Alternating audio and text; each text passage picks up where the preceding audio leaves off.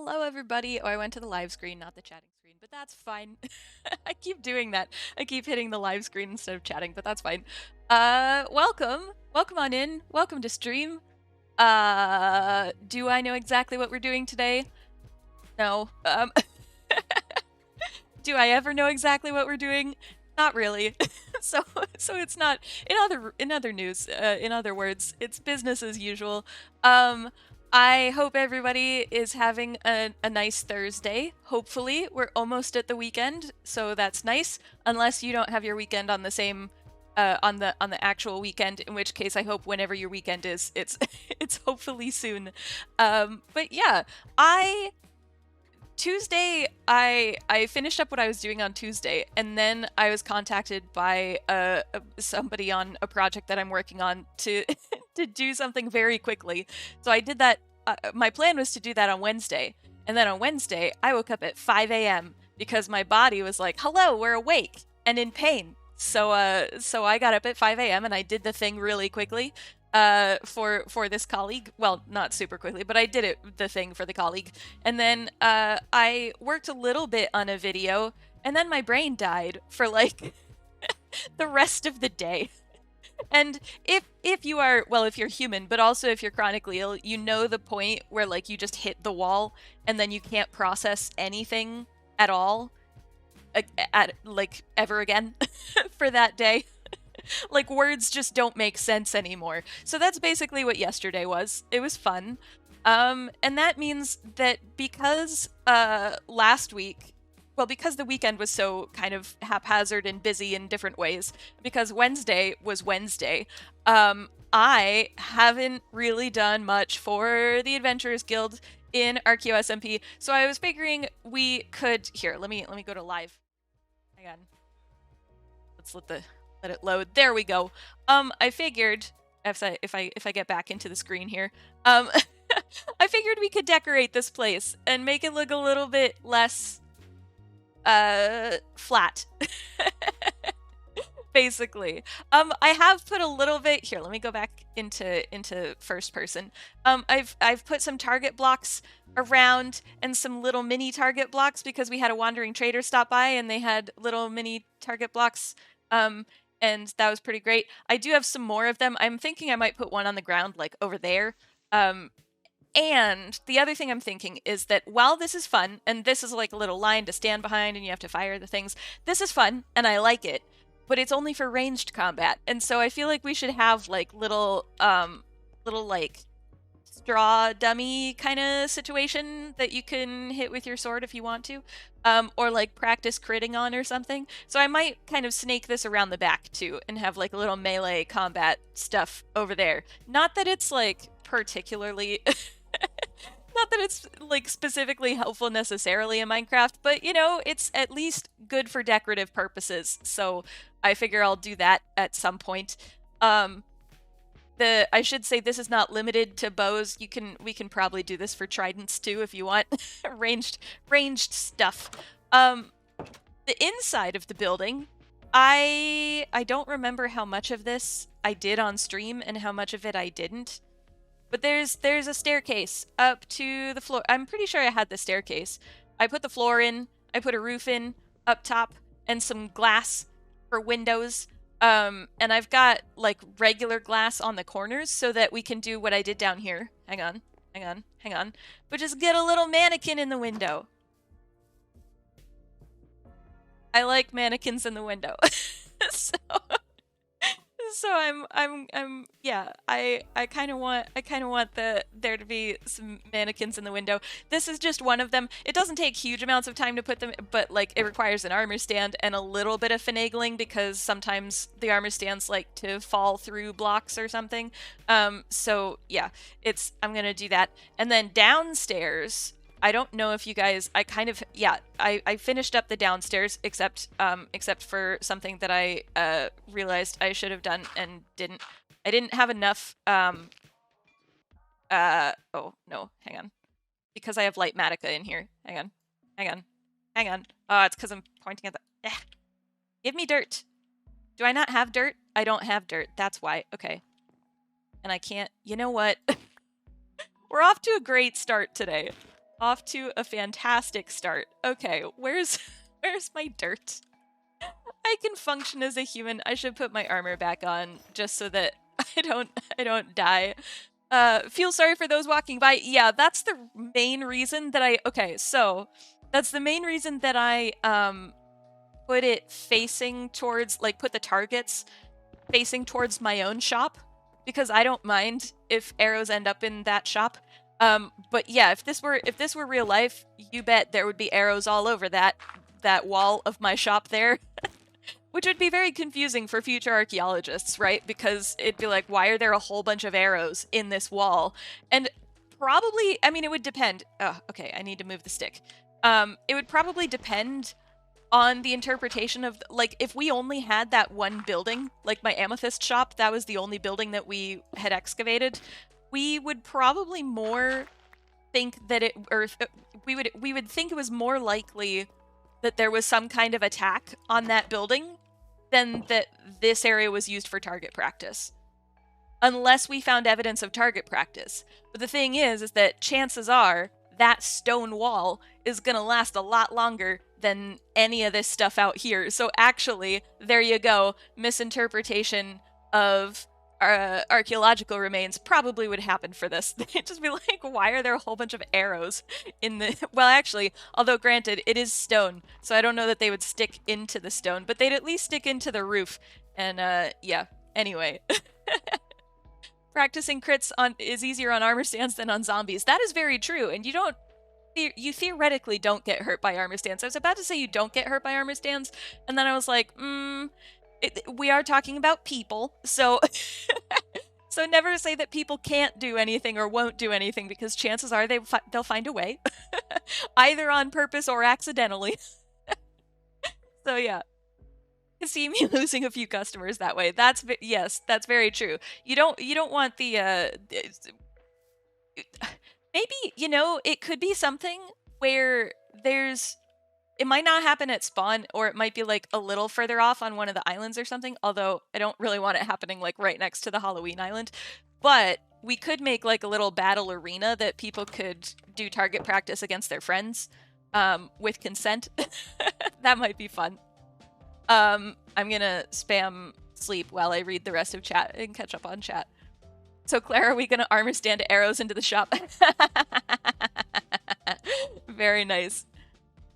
Maybe a few on the targets. Yeah, you definitely could. Been playing on a friend's server recently and have learned that chorus fruit also make for interesting target practice. Ah, that's true. That is very true. Once we get to the end, which is gonna happen soon, I need to organize that. It's on my to-do list. But yeah, with chorus fruit, we could just like stick some chorus fruit at the back and just let it grow. and then target practice. For the price of a single chorus flower. I think you might be able to put Thorn's armor on armor stands. Ah, that's true. Alternatively, you guess they could entity cram you. Would Thorns damage you when it's on an armor stand? I don't think I have Thorns. Oh, I do have Thorns. Here, actually, let's test this. The other thing is that I've taken things out. Okay, the other thing I'm gonna say is that I have put stuff in here, and I can guarantee you that I'm gonna forget that I put stuff in that barrel. So I'm saying it mostly so that you all know I have put stuff in that barrel. because if more of us potentially remember it, there's a higher chance of it not getting left in the barrel. Anyway, okay, so why am I doing this inside? Okay, hang on. Wait a minute. I know what I'm doing, you guys. My brain is functional. It's a thing. I'll just do it here for now. But if we do that, and I hit it. Oh no! I forgot that I had flame on my sword. Okay, well, the good news is that you don't, well, I mean, it's kind of good and bad news. The good/bad news is that I don't think you take damage from thorns when it's on an armor stand. Of course, that could have just been because it had caught fire. Here, let me use the thing that doesn't catch fire. Yeah, no, I'm not taking... Oh! Okay, so sometimes it works.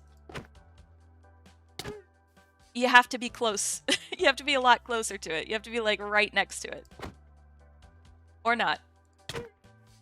Is it maybe because, hang on, wait a minute. Let's get hitboxes in here. I'm wondering if it's like you have to hit the armor instead of the armor stand. No, because that was the armor stand. Weird. Maybe you have to hit the armor stand instead of the armor. No, it just, okay. Sometimes it does it, and sometimes it doesn't. Does flame destroy an armor stand? I don't know, but I didn't really want to find out because armor stands can be a bit annoying to build. So they're not the most annoying, but I don't have more smooth sand over here, so I'd have to go back to my base and then come back here, and that's a whole process. So so I just didn't bother. But yeah, so that's cool to know. So we'll maybe do that. We'll set up some armor stands, probably with less expensive armor, some iron armor or some leather armor that just has thorns on it, and yeah, stick them over there somewhere. I do also need to cover up this light. I just was doing this, and then the carpet, it might have despawned or so. I'm not sure. I don't know anymore. The decorating that I did for this, I was doing in such a bit of a daze that I don't remember where things are or what happened. I mean, I remember a certain amount of what happened, but like what happened to a moss carpet, a single moss carpet, no idea. Pretty sure that Frostwalker works on armor stands. Ah, that's cool. I didn't know that Frostwalker would work on armor stands. Although I suppose that would make sense for, like, yeah, to do, like, automating the stuff if you wanted. This flame, if we did that already. Depending on the level of thorns, it might be a chance of damage. Ah. Is that... I thought thorns, it was like... Hang on. Well, why am I... This is not modded. I'm so used to modded having things explained. Where you can, like, hover over something or shift or something and it explains it. Of course, I say that. The number of times that I play modded and just have, like, so many tabs of so many different mod wikis open is, yeah. You guys, I will never... I promise to never show you how many tabs I have open at any given time. The real number of tabs I have open at any given time. I am an academic. This is a thing that happens. Like, the piles of books and papers, now that a lot of it is digital, it just becomes like a monstrosity of tabs. In addition to the piles of books and papers, as evidenced by my current pile of books, which is not very big, but it's still a pile of books, and yeah, it happens. Okay, so... Yeah, so let's I did go back to my base briefly just to get some leaves because I didn't have any. Well, I thought I had leaves at my base, and then it turned out I'd run out of leaves because I like decorating with them too much. So so I had to get some more leaves and such. But I figure, yeah, I'll probably just kind of like putter around and decorate this place. You can create entire frosted ice roadways using flying machines. Just have to be underground or in the end or something. That's very true. Yeah. To stop them from melting. Well, and there was also, though, oh, I don't remember exactly how he did it, but Mumbo had a video where he did, like, a whole, self-building bridge across the nether that involved basalt and therefore involved ice. But it might have been... It would have had to be it would have had to be packed ice. Does packed ice not? No, it wouldn't. Packed ice wouldn't melt in the nether. Okay, this is this is where my brain is. It's like things that I know, but my brain doesn't function. Okay, so this floor is gonna be weapons, pretty much. The nether one requires lava. Yeah.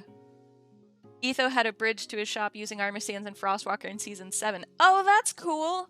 I haven't seen Etho's stuff in Season 7. I keep trying to catch up on some of it, but, like, I didn't know that Hermitcraft was a thing in Season 7. So people have lots of episodes in these Hermitcraft seasons, and, yeah. Anyway, this floor is gonna be weapons, just because it's also got, like, the desk situation and a staircase, and that's a lot, and trying to put like armor into here is gonna be a lot. The upstairs is gonna be armor, and I still want to get like a little I still kind of want like a little like gachapon machine or something where where you put in like, I don't know, a diamond or some. I haven't figured out what you would put in, but whatever it is, you put something in, some kind of currency or valuable thing, and then you have a chance of you'll get some kind of armor. There'll be like probably one that's enchanted stuff and one that's non-enchanted stuff. In fact, the non-enchanted stuff I'll probably just make like a bargain bin or something. because I don't know how many of us really need chainmail boots. But if it's enchanted, you have a chance of getting like a decently enchanted item, or it's something that's got like a random weird enchantment or like curse of binding or something. I like the chance element of that. But I need to figure out that's a redstone thing. And then down here is going to be where like the mob drops are basically. It's this big at the moment, but it can definitely be made bigger. I can push this wall. We can push this wall back. We can kind of, well, there's one direction that we can't really move the walls. I think it's this direction because it's running into the beach area that's outside. And we'll very quickly, it's running into this area and we'll very quickly run into the water. I was going to say ocean. I don't know that the water, that stuff. But we can always push it that way a little bit. It will still run into water on that side, but maybe slightly less quickly, basically. Yeah, I've already started running into the sand over here, so like it comes out to about here at the moment. So it can go a little bit further, but it's easier to go in the other direction. Yeah, so we can make it bigger if we need more space, but my thinking is that like different people with different farms or whatever can have little stalls set up in the basement that that just sell mob drops rather than, I mean, people are welcome to make their own shop as well. So don't feel like you can't make your own, you know, like, I don't know, Blaze Farm drop shop or something. But yeah, that's my thought for this place. I think that's yeah. I know what I'm doing. Okay, let's maybe, okay, let's decorate the outside a little bit because the outside I don't think needs huge amounts. I think it just needs a little bit of detailing and then it'll be fine. I do want to put armor stands in the windows and we'll get to that probably not on stream because I might do some of it on stream and explain some of it, but I think that armor stands can be a little bit finicky, and I don't necessarily have materials to put on the armor stands yet. So yeah, so we'll see. But I do want the armor stands in the windows. I have waxed the roof. I waxed it from the inside when I put the ceiling on, except that I missed a block. And it's just gonna forever stay green. Ooh, let's shut the doors to the candle shop. Before any mobs end up in here. There's this one little block. I don't think it was visible inside, so it's just fully oxidized, and now I am both slightly too lazy to go and wax it myself, but also I kind of like having this one little green block on the roof. You have access to armor smiths and leather workers for various armors. Cool. Those doors are open again. Yeah. So, one of the things that I'm gonna do, actually, let me do this just now for this shop, is for every building in spawn that I have built, at least. Why am I? Oh yeah, okay. Sorry, I know what I'm doing. Wait a minute. I thought you could make, wait. I thought you could make blackstone pressure plates. Do you need polished blackstone for that? Ugh. Okay. All right. Here. Okay. Polished, I guess. And then that works. Yay. Okay. Fine. For all of my builds in spawn, I like to have a pressure plate on the inside so that you don't have to remember to close the door because because I often forget to close doors, but also other people often forget to close doors. So yeah, if you are a shop owner at spawn, that might be something to look into, just putting a pressure plate on the floor. Otherwise, maybe I'll make an announcement in our server chat to be like, people, please close the doors in the shops at spawn. Spawn is largely mob-proof. but I don't know that it's entirely mob-proof. It was pretty much entirely mob-proof when we started, but obviously buildings have been built since then, and so the buildings themselves aren't really spawn-proof, but that doesn't... Like, sometimes you take out the light source when you build a building, so there might be corners and pockets that are... Yeah, there isn't a deep slate, Laws of God, which is annoying, because I feel like if you have stone pressure plates, you should be able to do deep slate pressure plates. Yeah. You also can't do like a cobblestone pressure plate, which is also semi-annoying in my opinion. Mostly I want all the blocks. I want more blocks, please. Minecraft, please, thank you. All the blocks. Yeah. I'm gonna start going around and doing like slight decoration with leaves and seeing what I feel like. What I'll probably do too is like, I like little window boxes. So I like the idea of this having a little window box maybe. Hang on, 1, 3, that'll work.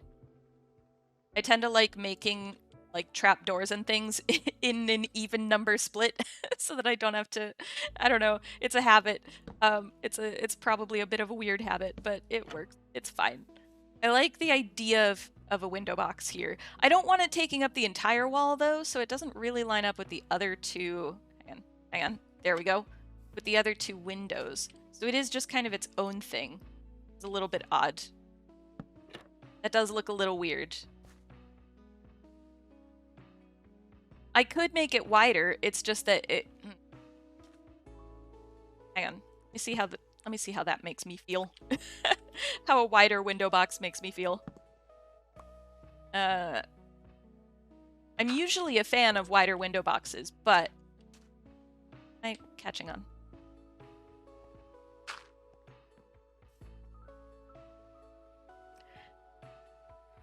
That could work. It is very symmetrical. And I do like symmetry, usually. Sometimes. It's very like, it's the same width as this, which on the one hand is very pleasing, but on the other hand is like, same. So I don't know. Let's just do this. Let's just make a few more and get a, let's do a 3 wide window box.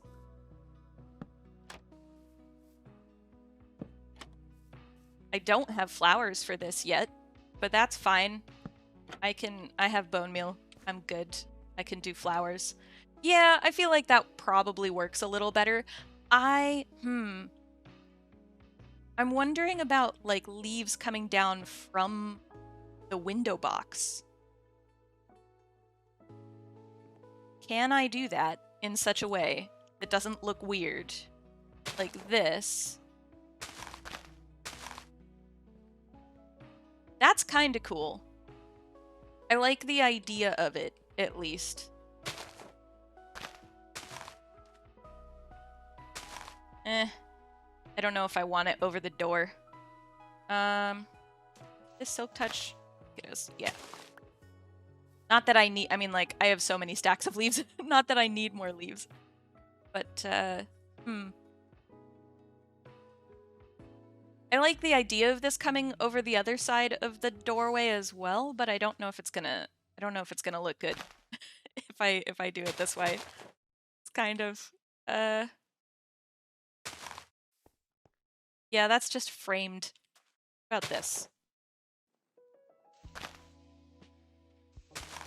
Nah, not liking that. Okay, all right. It's just gonna be a bush over here. It's just gonna be a bush. That's fine. Bushes are fine. Wouldn't want bushes over the window if it's a display window. Or door was framed.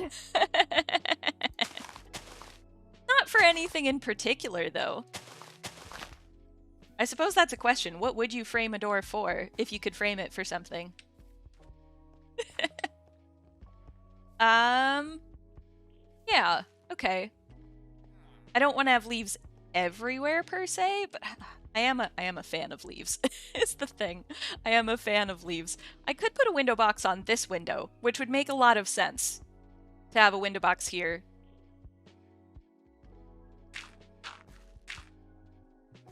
but it does connect with the lamppost. And I don't like that so much. So maybe not. I'm also thinking it would be nice, probably, to have like some kind of detail. Either, well, maybe... I don't have any of this, but like the mahogany... Not mahogany. I keep calling it mahogany. Oh my goodness. The mangrove trapdoors. One. Let's do this. Let's just do some trapdoors. Mangrove trapdoors are quite nice. They have a hole in them too, so you don't like just block up whatever you've just placed. But they are the same color as down there, so I don't know if that necessarily works. I was considering putting something like this. And I do like that. Probably if this were a different wood color, I would go with this. Or if this could be, like, if the trapdoor were a different wood color. I don't know what you frame it for, but I'm sure the case hinges on it. Well done. There we go. See? I bring my loopy self, you guys bring the puns, and it all works out. It all, yeah. I can word good today. Yeah, I want there to be something here. I do kind of like the idea of trapdoors there. What about acacia? I don't think I have any acacia with me. Probably. No. So I'd have to go back to my base, unless I randomly stuck acacia in here. No. Okay. So I'd have to go back to my base for acacia, but orange might work kind of under the roof there. It's still the warm tones, and it semi-connects with the copper in the roof. I'll have to see. I feel like there needs to be something on this wall because there's no window down here, so this wall just ends up looking really flat. We've got a handle on these door puns. Oh no. Well done. Well done. Let's see. If this is going to become like a little melee area, maybe under the window here, there would be a bit of stuff.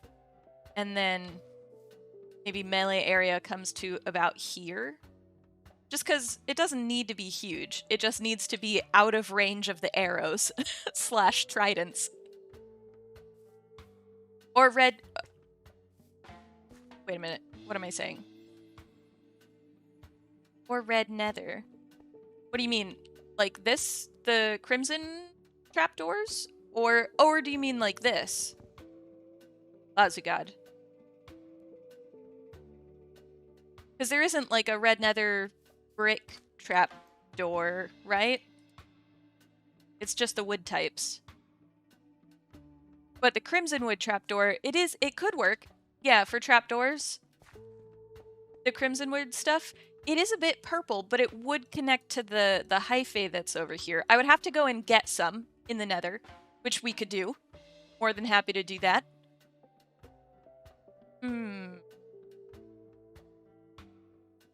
Yeah, that's a possibility.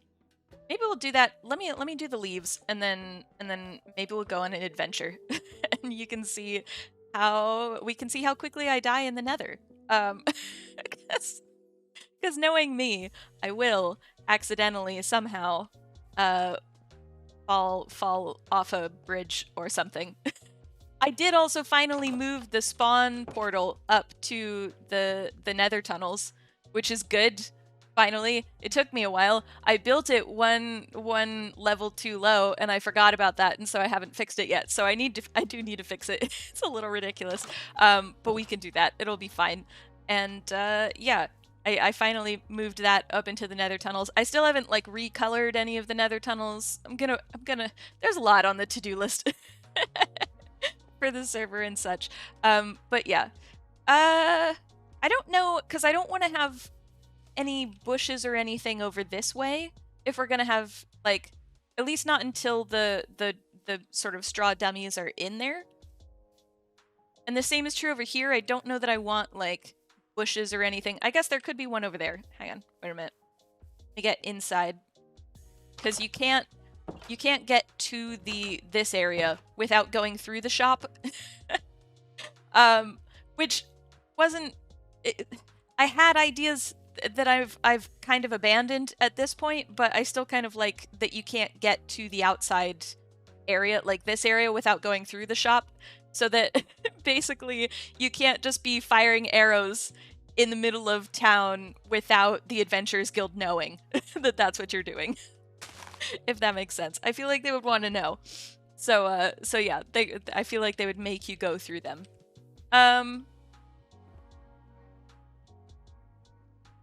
Yeah, I might do that sort of thing, because we'll bring this over. Where's my chests? Can I reach it? Yeah, cool. Do I already have some fence posts? Fence stuff. I have one. Okay. My language skills are beautiful today. I'm realizing. They're just so good. They're so good, you guys. Oh boy. Okay.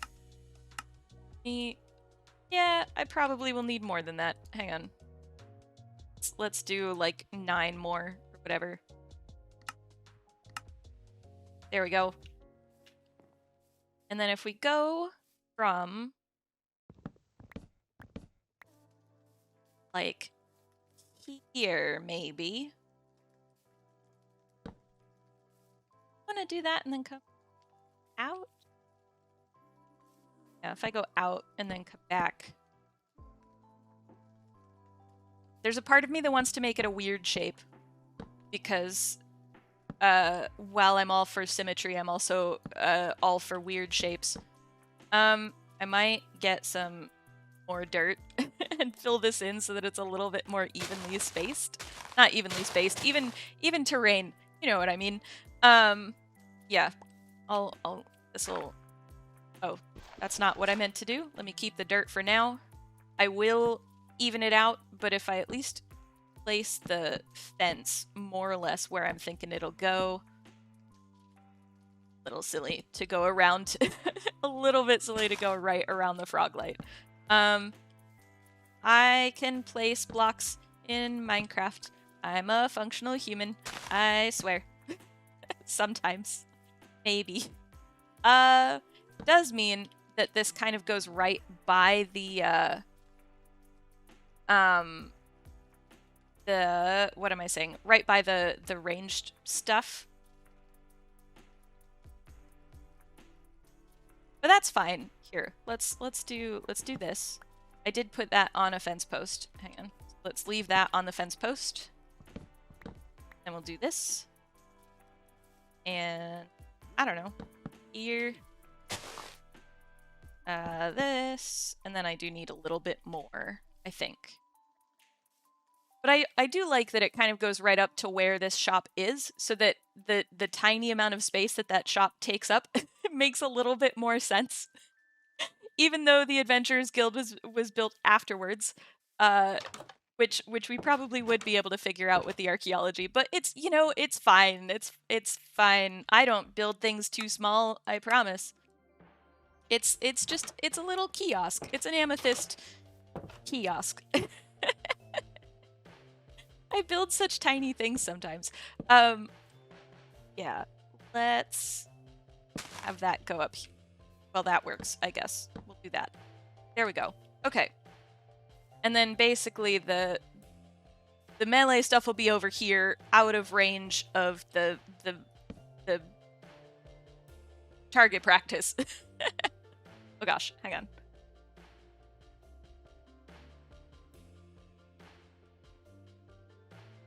You're very good at not dying in the nether. I am very bad at not dying in the nether. I'm probably better than I give myself credit for, but I'm not very good at surviving.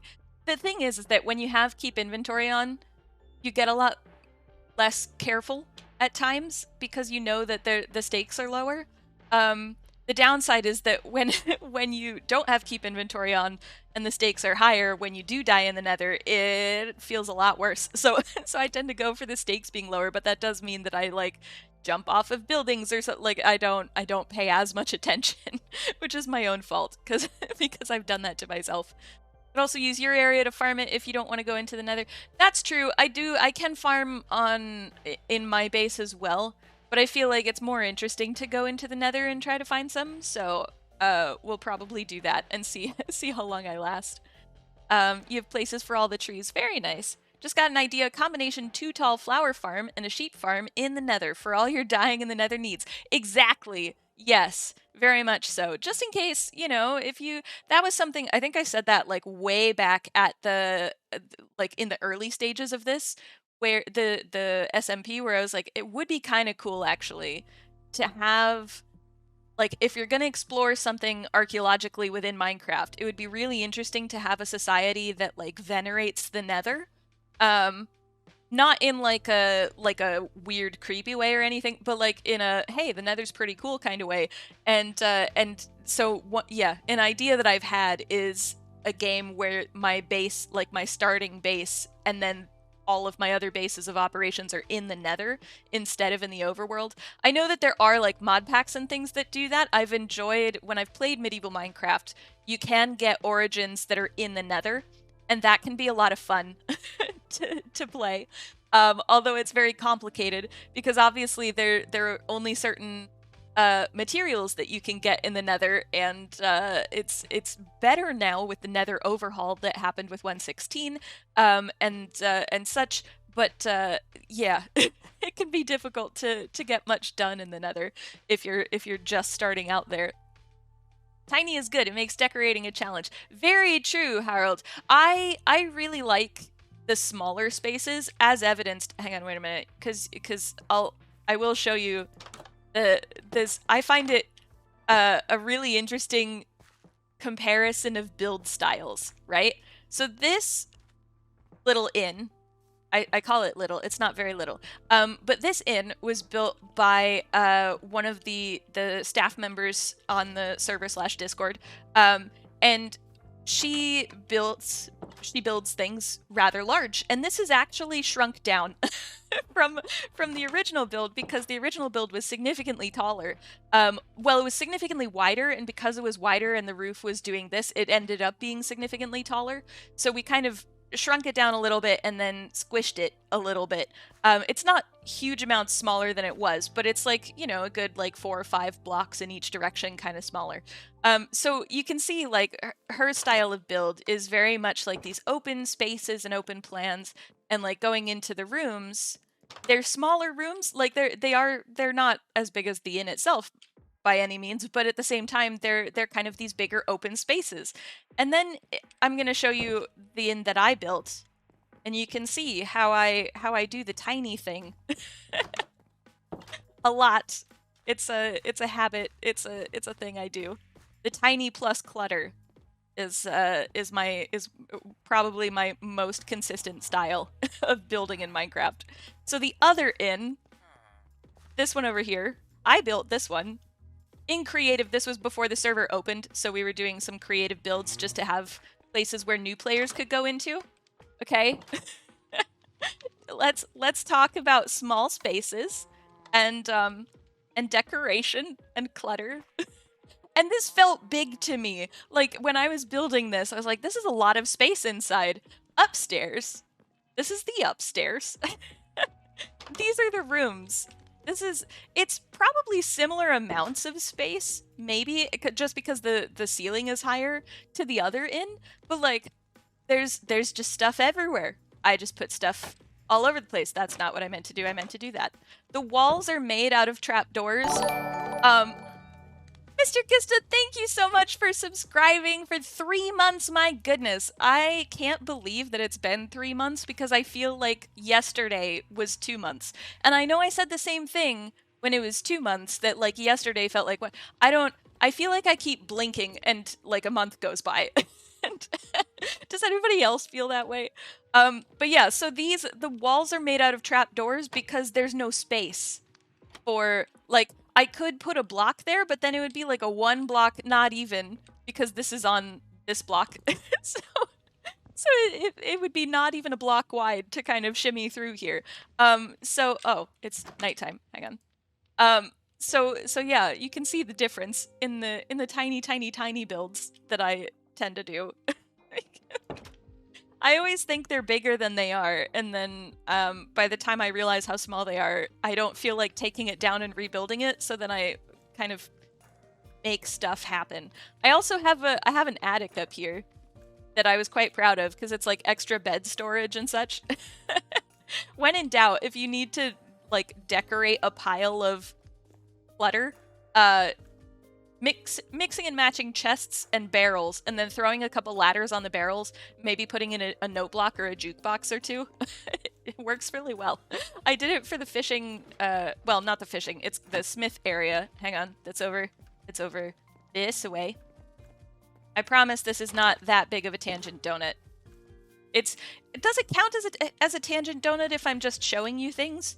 Or does a tangent donut have to be me, like, explaining stuff about archaeology? Or some vaguely related story? What constitutes? How do we define a tangent donut? But yeah, this is what I did over. This is like the forge.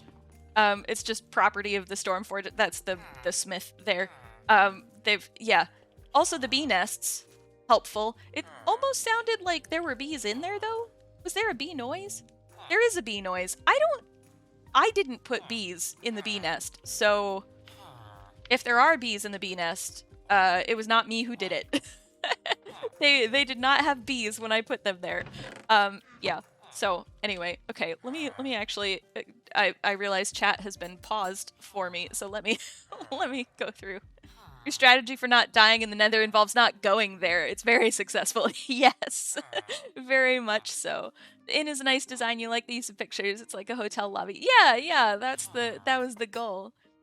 Hoping in vain that we'll see basalt come into the overworld, like how we now have magma blocks in both dimensions. Yeah, you can get basalt in the overworld. You can generate it yourself, but getting it, yeah, if you want like huge amounts of it, it can be very boring standing at a basalt generator and for hours on end. Oh, there is basalt in the geodes. It's smooth basalt, though, isn't it? So it's not quite, yeah, smooth basalt. Giants causeways and such. Yeah. So I did that, in my base. Hang on. Let me know if you want to see the basalt generator, because I do have one in my base, and I can show you it and how it works and such. I'm kind of just catching up on chat. I know I'm standing and staring at things, but yeah, all of 22 went way too fast. You were writing something the other day and wrote 2019. I feel like, yeah, 2019 was when I got my PhD. Like, that's when I graduated with my PhD. And I was looking at something, like, you know how Facebook is like, your memories from 10 years ago, and it was something to do with the first master's degree that I did. And I was like, what do you mean that was 10 years ago? That was 10 years ago. Yep, it was 10 years ago. And it's wild. And I was like, but I haven't even had my PhD for like a year. And I'm like, no, I got that in 2019. It's been like 3 years. It's been more than 3 years. Oh gosh. So yeah. Let's go on a tangent about tangents. Tangent donut about tangent donuts. Because the donuts are the important part. Mostly not because I'm against a tangent about tangents, but because if it's purely tangents, I am not good with numbers, and I am not a mathematician. So, tangents about tangents in the storytelling sense, that I can definitely do. But also, given how I've been wording today, I don't know that I trust. Oh, you do need soul sand to generate basalt. You're right. And where would you get soul sand? Oh, that's true. I was like, well, because of the ice and the lava and everything, but no, you're right. It does need soul sand. That's a shame. Can you get soul sand from wandering traders at all?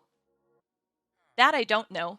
That's a genuine curiosity. I imagine probably not, because I don't know.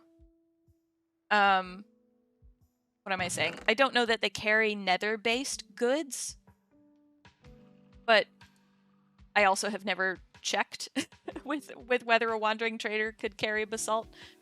Yeah, I do like basalt, like the non-polished stuff. I do think it's one of the better blocks in the game in terms of for like landscape building. like natural building. I do like it for floors and things, but I mostly like basalt for like the pillars of rocks coming out of places. And also, fun fact, here we go. Let me tie this back into Scotland and then eventually archaeology. You know, so you're talking about the Giant's Causeway with the, you know, like the basalt pillars that are kind of all over the place. There is a similar site in Scotland. It's an island called St. Kilda. I'm just running around. I'm not actually, I'm not providing entertainment with my with my movement. But there's a place in Scotland called St. Kilda. Not St. Kilda. Staffa. I can word good today. St. Kilda's a different group of islands that is also important archaeologically, but Staffa is the one that I actually mean. It's called Staffa, Staffa, and Staffa has basalt columns similar to, basically like the same as the Giant's Causeway, and I believe that they're part of the same geological event, basically, or geological formation. But Staffa is pretty cool because if you go there, it's got like this massive cave, where sound does really cool, interesting, echoey things, but it's a sea cave, so the water goes in and out. And it's actually been the sound on Staffa has been inspiration for musicians for a while, a long time. And I believe it's, oh gosh, is it Handel who wrote about it? Somebody, this is facts that I'm like, I know a fact about this, and yet all of the details about the fact are leaving my brain. My brain is like, nope, we don't know this information anymore. I think it's Handel, but it might be somebody else. It starts with an H, I'm pretty sure.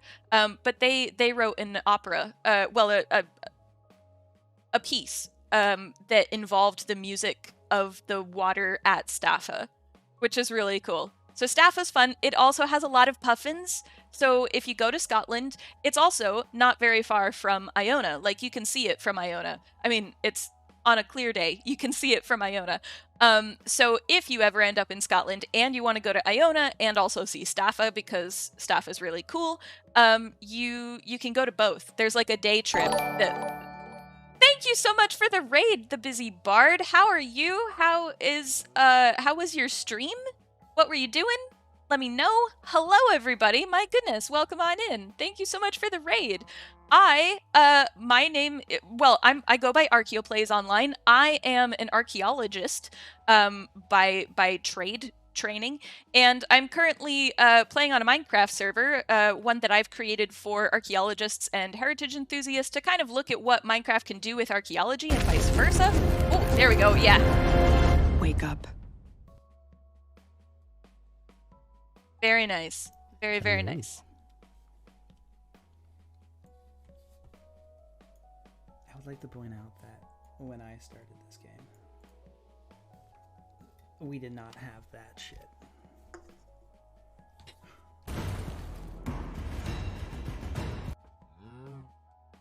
Hopefully that is one of the first one of the first clips that we've played on this channel. Hopefully you could hear the sound. If you couldn't, let me know, because that is not the Busy Bard's fault. That would be my fault if you couldn't hear the sound there. But yeah, so you could. Good. Okay, excellent. It was one of those where I was like, I realized that we've never tested this before, so not with an audience at least. So yeah, but welcome on in. How was your stream? I hope it was good. As I said, I'm an archaeologist, so I play Minecraft. I do a lot of building like archaeological sites in Minecraft and then talking about why they're interesting, or explaining archaeological concepts in Minecraft. But I also am just a bit of a Minecraft nerd, so I definitely also just play Minecraft. So today we are building, let me get back into this window here. Today, thank you so much for the follow, the Busy Bard. Welcome on in. I'm so glad that you decided to raid us today. Yeah, and so this is the spawn area for and thank you so much for the follow as well, Kyle a la mode. That's a fun name. I enjoy seeing everybody's usernames because a lot of you have such good usernames, and I enjoy them. So we are decorating what is an adventurers guild at spawn on this server. This, as I was saying, this is the server that I started for, you know, archaeologists and heritage enthusiasts, but also a couple of just Minecraft nerds to kind of come together, do Minecraft, and also kind of explore Minecraft and archaeology for the archaeologists. A lot of archaeologists have never played Minecraft before, so it was a little bit of well, actually, and for you guys, in June, there was a conference that was done by digital archaeologists. So there's a thing called Archaeo Gaming, where you are a video game archaeologist, basically, where we look at video games through an archaeological lens. And let me sleep before I accidentally spawn mobs. But also, there was a conference for that, and if you are familiar with Pixel Riffs, if you play Minecraft, I approached Pixel Riffs because of his role on Empires, doing archaeology and kind of dungeon mastery stuff for the Empires server. I approached him and said, would you like to be in this conference with me and chat about Minecraft and archaeology? So we did for a while, and then I've also been on the Spawn Chunks with him and Joel Duggan. They invited me there. So there's been a lot of discussion about archaeology and Minecraft, and so a bunch of archaeologists were interested to see what they could do in Minecraft themselves, but they'd never played Minecraft before, so they didn't know what to do. Also, thank you so much for the follow, Lillian Pendragon. I hope I said that correctly. If I mispronounce your name at all and you would like to correct me, absolutely feel free to correct me. No pressure if you'd like to just lurk. But yeah, I also like to make sure I pronounce people's names correctly. Yeah, so that's what this server is. We're currently building an adventurers guild, because I have a skeleton farm, and I have a lot of skeleton skeleton-based products, as you can imagine. It's a weird way of explaining that. Hello, Eric. Welcome on in. So we're building an adventurers guild because I wanted to originally build a shop for the skeleton-based stuff, and I was going to call it Bones and Arrows, and I was really proud of the name.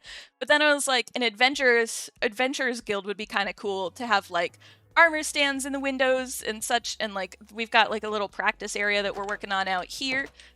So this is like ranged target practice, and then there's going to be melee target practice over here. And you know what? If you get hit by a stray arrow, then it's part of the experience. I'm going to go with there's, you know, health and safety is mildly a thing. I will say that this shop is owned by me, so so stray arrows going into that shop is fine. I have consented to that. Briefly am on dad duty. Well, no worries at all. I'm glad that you are tuning in, but also absolutely feel free to make sure that the little ones are taken care of. OSHA doesn't exist in the medieval world. Exactly. It's all part of the joys of Crossfire. Yes. Which my brain is a little loopy today, so my brain saw Crossfire and then went immediately to CrossFit, and I was like, that would make CrossFit interesting. So yeah, it's, you know, that might be part of what I don't know. I don't know anymore, you guys. For those of you who are new and coming in, if you haven't seen the tags in my channel, I am a disabled and chronically ill streamer / YouTuber. I do also have a YouTube, which I believe, yeah, Clara linked up there, Clara Dragon, somebody linked up there. Yeah, so I'm disabled and chronically ill, which means that I have days where my brain is like, hey, we exist, but we don't know how to put words together. And it's always at least in some element of that state. It just depends on like where in that spectrum it is, how well I do. So I'm kind of in a wibbly bit of the spectrum today. We're gonna see how many words I can put together well. Sometimes it works and sometimes it doesn't.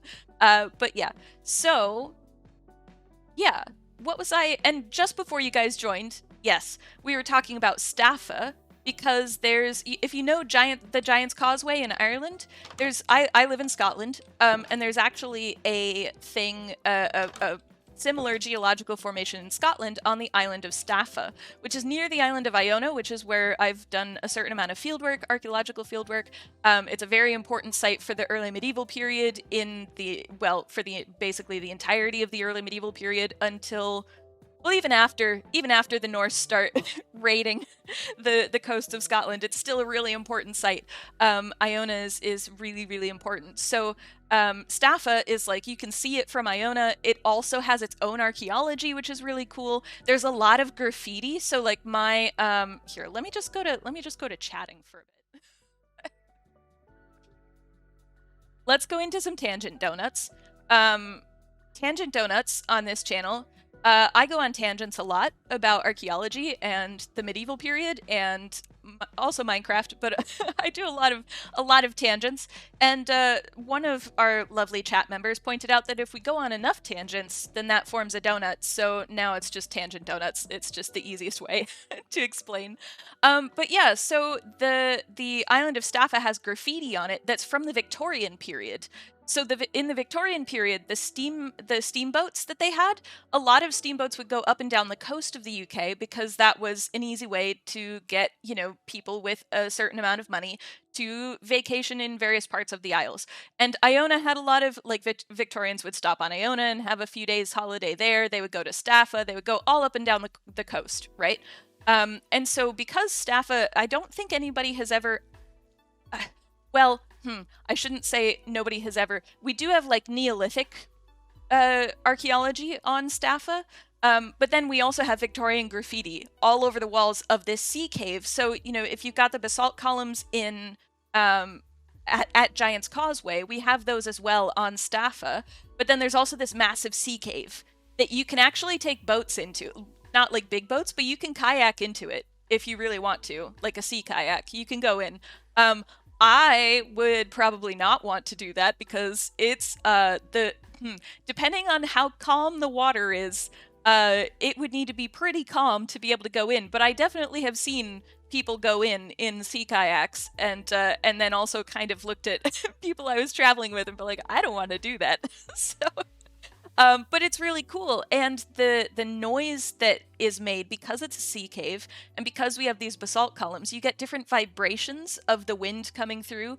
So, like, people's voices echo like crazy in there because it's a cave, but also the wind coming through ends up whistling at different pitches, and you can hear it, like, not just in the cave, but if you're on the island, you can actually hear the noise. Through like the ground. It's a weird experience, and I don't know that it's possible to describe it easily, but yeah, it's really, really cool. Have a good rest of your day. Gotta head to work. Great stream. Love the tangents. Thank you so much, Harold. I hope you have a good day at work.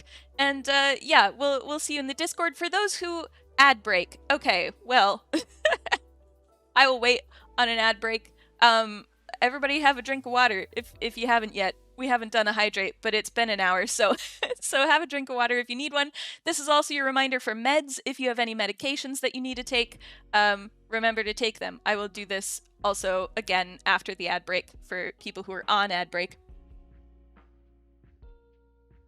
There we go. There's the hydrate. Thank you so much for the hydrate, Robert Skitch. I figured that might come through. Yeah, very much tangents. All the tangents. Oh, hang on. Wait a minute. I need it. I was in the Minecraft window, and all of a sudden my vision just went all over the place, and I was like, wait a minute, I need to move back. Yeah. Kids are doing We Just Dance. They're quite safe, flailing limbs notwithstanding. Stray limbs, stray arrows, the works. Yeah, absolutely. My goodness. If someone shoots you with an arrow, they'll get thorns back. That's very true. Yeah, so we were talking about, there's the ad break. All right. We've got the target practice, and I might build like somebody is welcome to build an arena. It doesn't have to be me, but it might be kind of cool to have a PvP arena. I'm not very good at PvP, so I'm happy to do PvP. I'm just very bad at it. So yeah, but if you would like, yeah, we could do that. Okay, so with the ad break, I was gonna say that I do have a Discord as well for people who are newer, just in case you want to join. The Discord is open to anybody, really. So you're welcome to come on over to the Discord, and we do a lot of archaeology news, a lot of Minecraft chat, a lot of, posting pictures of adorable animals, because I don't have pets right now, and I live vicariously through all of you with your lovely pets. And any of you who don't have pets or something can also feel free to live vicariously through through those people who do. But yeah, so there is a Discord. There's also my YouTube channel. Trying to think if there's anything that I have. Oh, for new people. Okay. I don't know which kind of nerd new people are. But if you are the kind of nerd that enjoys tabletop role-playing games like Dungeons and Dragons, I am actually the lead researcher on a project called Carved in Stone, which is a system-neutral setting guide in basically for like Dungeons and Dragons, but it can be any system you play. So Pathfinder, Dungeons and Dragons, if you want to do like kids on bikes or something, like feel free.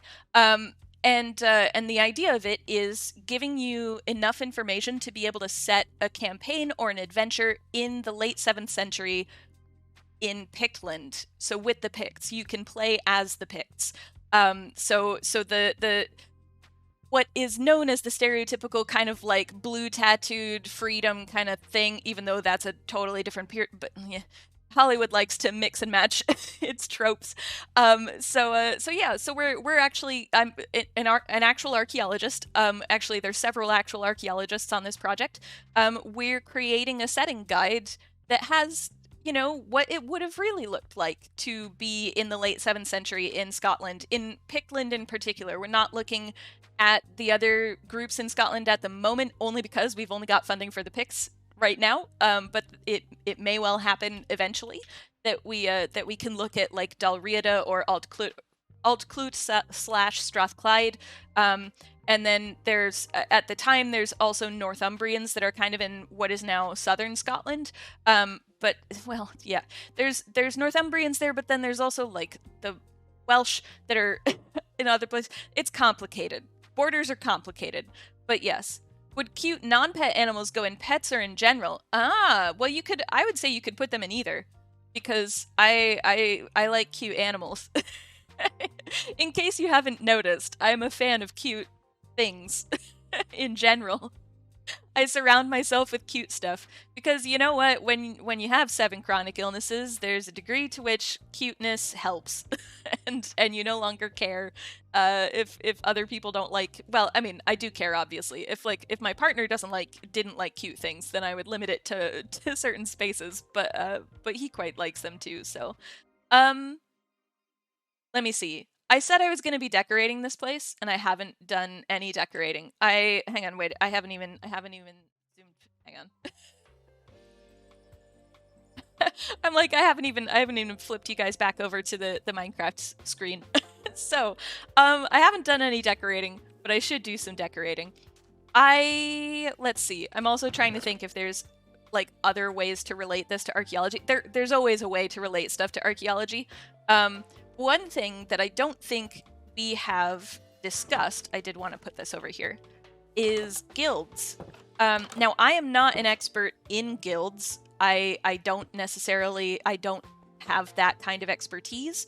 I haven't studied them specifically. However, there's a certain amount of research that you have to do when you're creating a system-neutral setting guide for the Picts, and one of those is understanding things like guilds. Well, it's understanding things like metalworking and then coming across interesting information about guilds in London when you're trying to figure out what's going on with Pictish metalworking, because that's how research goes.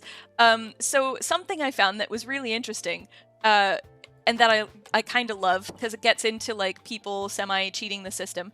Well, not cheating the system, but you'll get it when I explain this tangent donut. It's another tangent donut. But the swordsmiths in London, making a sword is a big process. It like, to make a good sword takes time, right? And I think even with modern equipment, it can, like, making a good sword can take like half a day to a full day. I think it depended on who was talking on the internet, but it's like, making good blades is work, and it's a craft, and it's difficult to do. And in London, the Sword Makers Guild kept getting complaints that their swords were bad because they weren't as sharp as they claimed them to be, and they weren't as well made as they claimed them to be. And the Sword Makers Guild realized that what was happening was that people who purchased their swords would take those swords to just like whatever, would just be like sharpening their blades at home on a grindstone, either at home or at their neighbors, or like in their area, basically. Or like some individuals who are mostly maintaining like farming equipment kind of smithing tools. Well, not smithing tools, but tools that had been smithed. We're doing the same thing to these very nice swords, and they're like, that is not how you treat this sword. So we actually have evidence of legislation that the Sword Makers Guild introduced into London, saying you need to tell people that if they buy our swords, they can't just sharpen them wherever. They need a practiced smith to actually sharpen their swords, because otherwise their swords are going to get dull, and then they're going to blame us, and it's not our fault that you guys don't know how to care for swords. And yeah, I mean, there was a lot more flowery language to it, but that was the gist, is like, you guys are treating our swords poorly.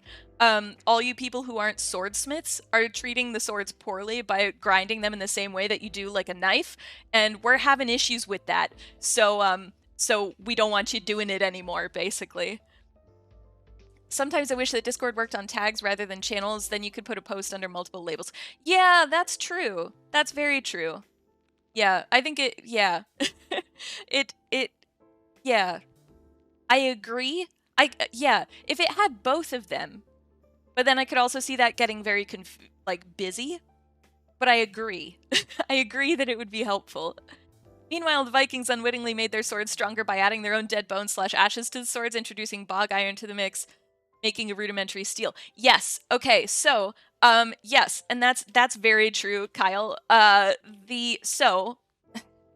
All right. Let's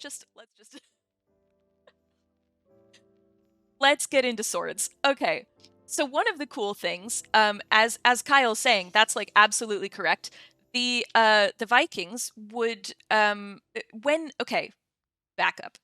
When you are making swords or just blades in general, when you're making iron, you can have just regular iron, right? Which we have a lot of. We have a lot of like iron swords. I know, so many tangent donuts, but they're good, right? Theoretically, I mean, you guys wouldn't be here if you didn't like my tangent donuts, so. But so the swords, let me see if I can actually find some images of swords. But anyway, just happened. Oh, sorry.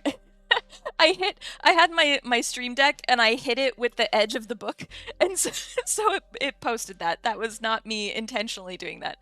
Humans are effectively one elongated meat donut if we want to be technical. That is very true, especially if you curl into a ball. Probably not a very tasty donut, but yeah.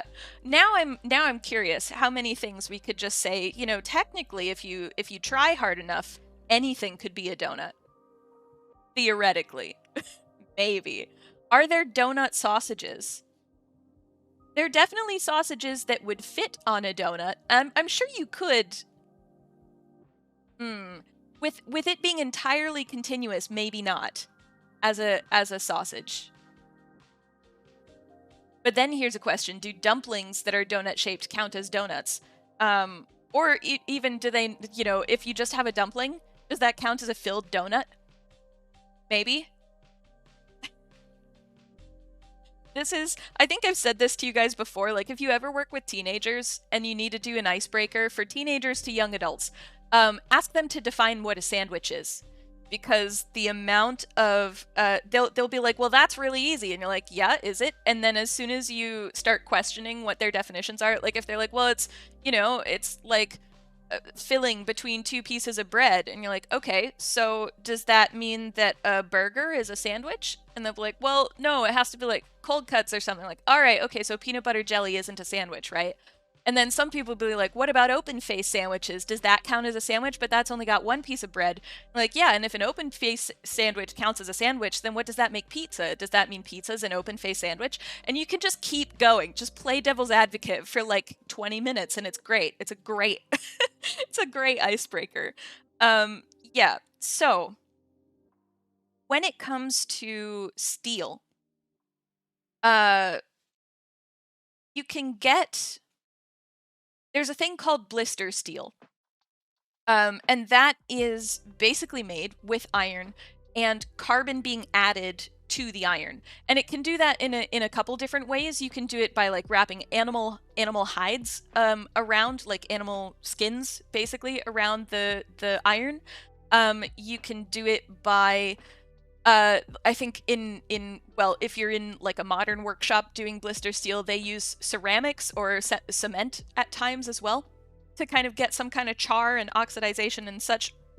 Not in the, they don't do the oxidization on the iron, they do it on the carbon source. So steel is a mixture of iron and carbon, although we did learn the other week that manganese is, there's a thing called manganese steel, which is made with iron and manganese. And I didn't know that, and I think it's pretty cool. But yeah, so the steel that's made with carbon, basically the what Kyle was saying is that because they were mixing in bone and ash and such into their iron, that introduced a source of carbon to the iron and therefore made a version of steel that they may or may not have really recognized that they were doing. We do have steel, like there are examples of steel that are quite early. So we have, like, the Romans used a version of steel that was made in what's now Austria and Slovenia. So steel is not like a super late addition or invention. However, it can be difficult to make steel because you kind of have to it's similar to like if you're making glass, okay? And I say this as a glass specialist because it's just easier for me to remember those examples. But when it comes to glass, you can't just take any old sand and try to melt it, right? You can do that in Minecraft, it's great, but you can't do that in real life. You kind of need, like, they're different sands are better for that in different ways. So so the same is true for iron sources. Different sources of iron do better with becoming steel, kind of. I mean, like, okay, that's a very simplistic way of saying it, and it's a lot more complicated than that, but that's basically the gist. So you can't just have, like, steel wasn't made everywhere automatically all at once. So even though the Romans had a source of steel, well, a type of steel that was made in Austria, Slovenia, etc., they didn't necessarily just make steel everywhere across the Roman Empire once they had the technology for it. They kind of kept it in Austria and Slovenia because that was where the resources were, basically. Yeah. Thank you so much for the stretch, Dragon. Everybody stretch. It's been like an hour and 15 minutes into stream or whatever, hour and 17-ish minutes. Especially if you are somebody who spends a lot of time being relatively sedentary like me, make sure that you stretch. Feel free to get up and stretch as well. I don't, because my hip is a thing that doesn't like to behave. Yes, also medication check. Thank you for reminding me. I did say it during the hydrate, but there was also an ad break at the time. So if you have any medications, make sure to take them. This is your reminder. If you have already taken your medications, obviously don't take them again unless it is safe to do so. But yeah, I don't tend to stand up to stretch. I have, as I said, I have chronic illnesses. They're all in my abdomen, which is fun. It's a fun time. So it means that when I stand up, there's about a 50-50 chance that my right hip will just like go. And so I tend not to do that in the middle of stream. Yeah, but that doesn't mean that you all have to, like, feel free to stand up and such. Okay, I'm looking for swords in... There's this one... Okay, so this book is great in terms of the information that it has. This is a new book, actually. Let me show you guys what it's called. It's called Picts, Scourge of Rome, Rulers of the North. And it's by Gordon Noble and Nicholas Evans. Now, Gordon Noble and Nicholas Evans, they are some of the more preeminent scholars on the Picts at the moment when it comes to the archaeological stuff, at least. They're not the only people, but they are some of the main people who are looking into the Picts. And Gordon Noble has actually been the site director for many of the excavations that have been going on in like of Pictish contexts for the last like 10 years. So it's a good book. You might not be able to find it. It might be sold out. It came out recently and a lot of archaeologists really like it. So so it might be difficult to find. But just if you want a book about the Picts, it is, I will say, it's written kind of in between for like a public audience and archaeologists. There are elements where I would say it's a little bit more academic archaeological than the average person necessarily wants to be reading. But it's got loads and loads of really great images and discussions and evidence and such. So if you like the Picts and you're looking for a book, this is a good one. Scourge of Rome, Rulers of the North. Yeah, and I can put that in the Discord if you guys want me to. Just let me know, and I'll put it in I don't know, the reading club reading list thing, maybe. I'll put it somewhere. I'm trying to find, because I know that we have swords. We don't have many swords from the Picts, is the thing. We have like 4. Man. This is religion. Hang on. I'm trying to find the swords. But the thing is that it's a little difficult to find stuff in the index. When it comes to the Picts, actually, the average person wouldn't have had a sword. It would have been predominantly the elite members of society, and the everyday person, more or less, would have been what am I saying? Would have been using spears or like other kinds of like a spear and shield kind of situation. So it's in the pre-order stage on Amazon for you. Yes, I will say, and this hopefully is just a one-off experience, but I tried to pre-order this on Amazon. I pre-ordered it back in October, and it was released in early November. And then Amazon never sent it to me. So I had to get in touch with them, and they're like, oh, well, now we're all sold out. And I was like, yeah, but I pre-ordered. So what was the point of the pre-order? And then they were like, well, we don't know when we'll have it back in stock, so we'll give you a £5 voucher. And I was like, that is not great. So be careful pre-ordering from Amazon is the moral of the story. That might have just been Amazon EU. But yeah, just as an FYI, pre-ordering from Amazon, it might work or it might not. Your job is sitting at a computer all day, so stretching is a good thing. Yes, absolutely. Talking about unclear definitions, it's hard to go past Danish pastries. Yes. Very, very true. Very, very true. Absolutely. And that I won't even pretend to be knowledgeable enough about to start to define, just because I know that I'm not. I really wish that I could find swords in here. I wish that there were an easier way to find stuff. Which is a little frustrating.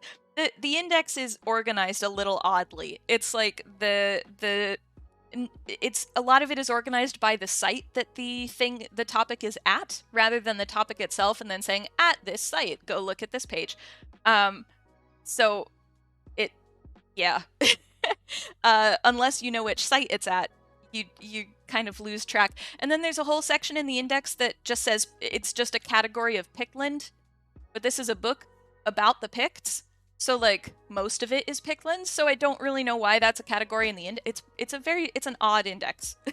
I like the rest of the book. The index could use some work. So yeah, I don't know if I'm going to be able to find Pictish swords, but I can. Here, let me hang on. Wait a minute. Let me find. I can find stuff online. That's easy. Viking swords. Really, really easy.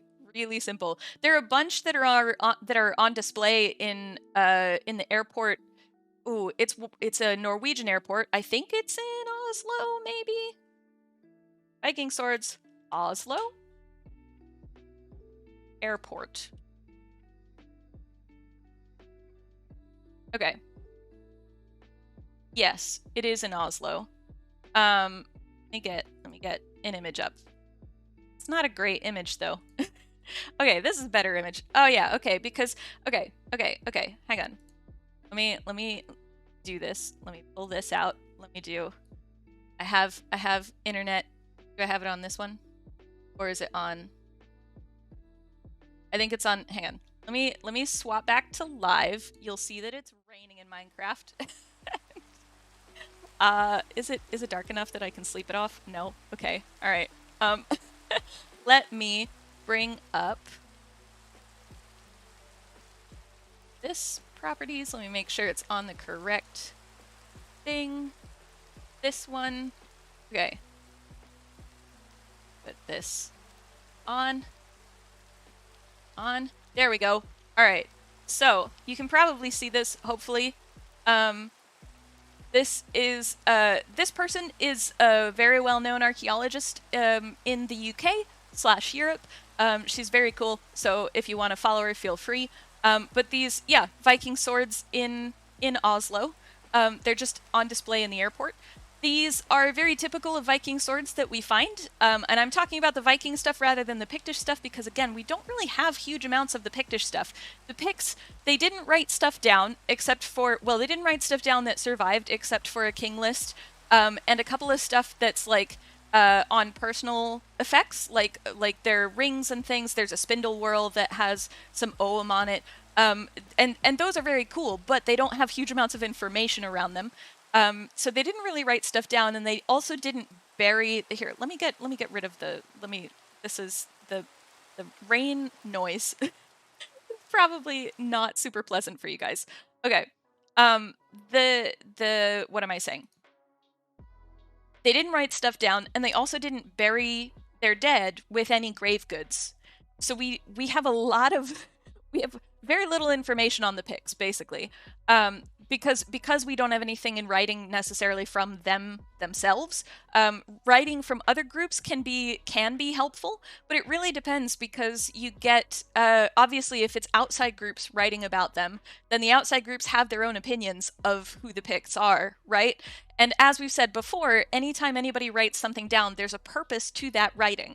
So whatever the writing is doing, at the very least, it is serving the purpose that it was written for, right? So if you're writing from a neighboring group about, I don't know, maybe a battle that your group was involved in with the Picts, you're probably not going to be spending a whole lot of time talking about how great the Picts are because you were at war with them, right? So we get that a lot. We have a lot of accounts of the Picts, both, you know, in terms of things like battle and in terms of things like politics from neighboring groups, but that doesn't necessarily mean that it's an accurate representation of what's going on. So yeah, it's it's a thing. So we don't have too many Pictish swords, but these Viking swords, actually, let me click on the thing so we can see them. There we go. The Viking swords, and I'm also realizing that this is above my camera, so hang on. Let's do this. There we go. Except now I'm blocking some Viking swords, but that's fine. I'll turn myself off in a second to show you something. Viking swords, we have lots and lots of Viking swords because they were often buried with people, or they were buried by themselves. The Vikings, well, the Norse, actually, Viking is a verb, it's an occupation, not a group of people. So we tend to call them the Norse in archaeology. We will say Vikings or Viking raids because that's what the occupation was. But if we're talking about the entire group of people, they were the Norse, not the Vikings. It's different terms. But we have a lot of swords from the Norse, like Norse-made swords in this, well, slightly later period than I'm talking about with the Picts. So when we're talking about the Norse in Britain, there were Norse raids, Viking raids prior to 793. So 793 is the year that the Vikings sacked Lindisfarne, which was a monastery on the east coast of northern England. And you can go there today. It's called the Holy Isle as well. It's technically not an island, kinda, sorta. It's connected through Thank you for blocking those swords for you. Sorry. I can turn myself off. Here we go. Here, I'll unblock the swords. Or you're good on either way. So it's called the Holy Isle. It's technically not an island, sort of tidally. It joins to the mainland through an inlet that when it's low tide, you can just walk, but when it's high tide, it's water, right? So it's kind of a tidal island. That is generally talked about as the first like Viking raid in the UK, or what is now the UK. It's technically not the first Viking raid. There were Viking raids beforehand. But yes, the what am I saying? There were technically Viking raids beforehand, but Lindisfarne is generally like, if you read anything about the Norse and the Vikings in the UK in the early medieval period,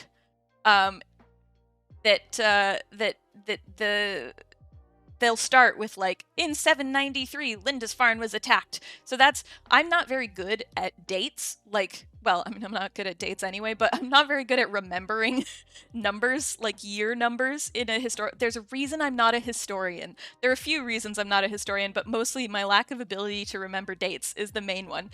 But because I've read it so much for Norse archaeology, like literally not everything, but at least 50% of the academic things written about Vikings/Norse groups in the UK what is now the UK, will always start with in 793 Lindisfarne was attacked. You meant blocking because you took less damage. I'm so sorry. This is how you know my brain is like semi non-functional because it doesn't pick up on puns. They're like the first thing to start going with my brain. But the archaeology knowledge apparently is just always there. I can't get away from it.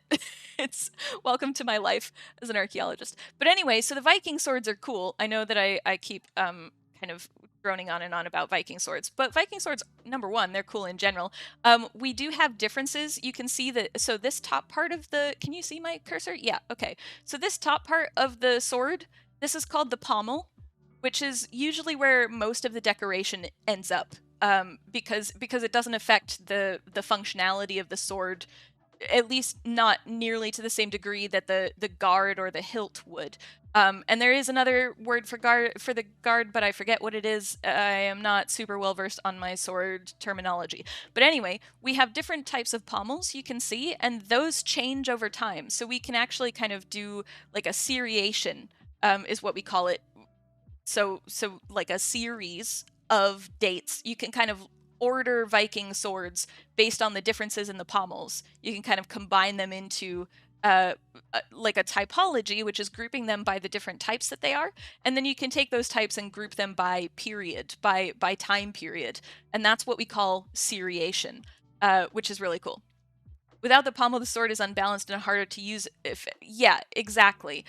So the pommel is a very important part of the sword, but it is also where a lot of the decoration would take place, because if, for example, you put like gemstones on the handguard of the sword, and then something happens with your sword and the handguard gets pushed into your hand, the addition of jewels may not be a great idea, because it might get pushed into your hand as well. So practically speaking, we tend to see the pommels be a bit more decorated. That doesn't mean that the guards were never decorated. They absolutely were. But we do tend to see the pommels get a lot of decoration as well. And some of it is exactly for that reason. Oh, and there's an ad break. I'm sorry, Dragon. But some of it is for that reason, to kind of counterbalance, or to provide that counterbalance of the pommel. But yeah, so we get those pommels. The other thing that's interesting about Viking swords, although I should wait until the ad break is over. So I'm gonna have some more water while I pause on my discussion of Viking swords. I hope you guys are interested in Viking swords. If not, let me know. Feel free to tell me to move on. But yeah, Viking swords are cool. Swords in general are cool. The stuff that people make from stuff is cool. Clara's vibing, so we're good. I'll just wait until Dragon's back from the ad break. I wish that I could change the ad breaks. I have tried every configuration, but But yeah, there's I'm not important enough to be able to lessen the ad breaks, basically, is the gist of it. But I don't mind pausing while we're in the middle of a Viking sword discussion. And you're back. Okay. So yes, absolutely. The pommels, they affect how the sword handles. How the sword handles. You're all about nerding out. Excellent, Kyle. Welcome to the very nerdy part of Minecraft Twitch. Yeah. So the pommels absolutely act to allow the sword to be efficiently used, basically.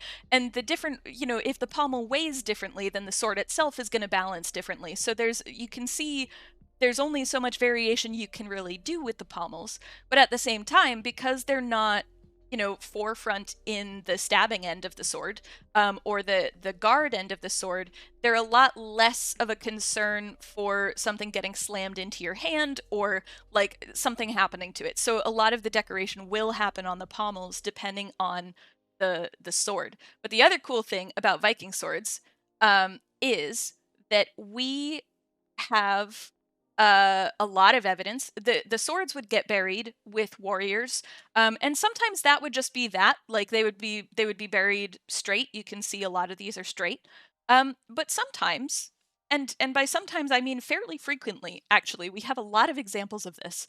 The swords, either they would be buried with the owner of the sword, or they would be buried by themselves. When a sword was no longer going to be used, either because the owner died or maybe because the owner died and nobody wanted to deal with the sword, it would be ritually killed. The sword itself would be ritually killed. So, at some point you want to write a medieval fantasy story, so you're soaking up all the info. Absolutely. Okay, so the sword would be ritually killed. And you can see a little bit, possibly that might be what happened with this one. You can see how it goes straight and then it kind of curves down and then this kind of curves back.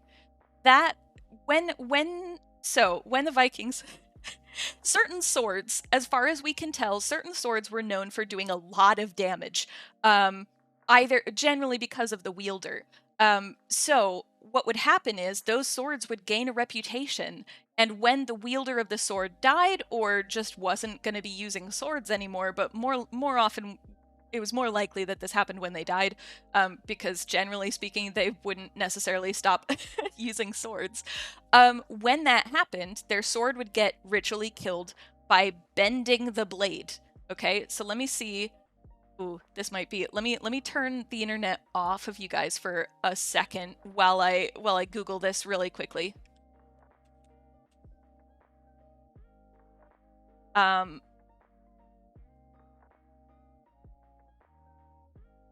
Yeah, hang on.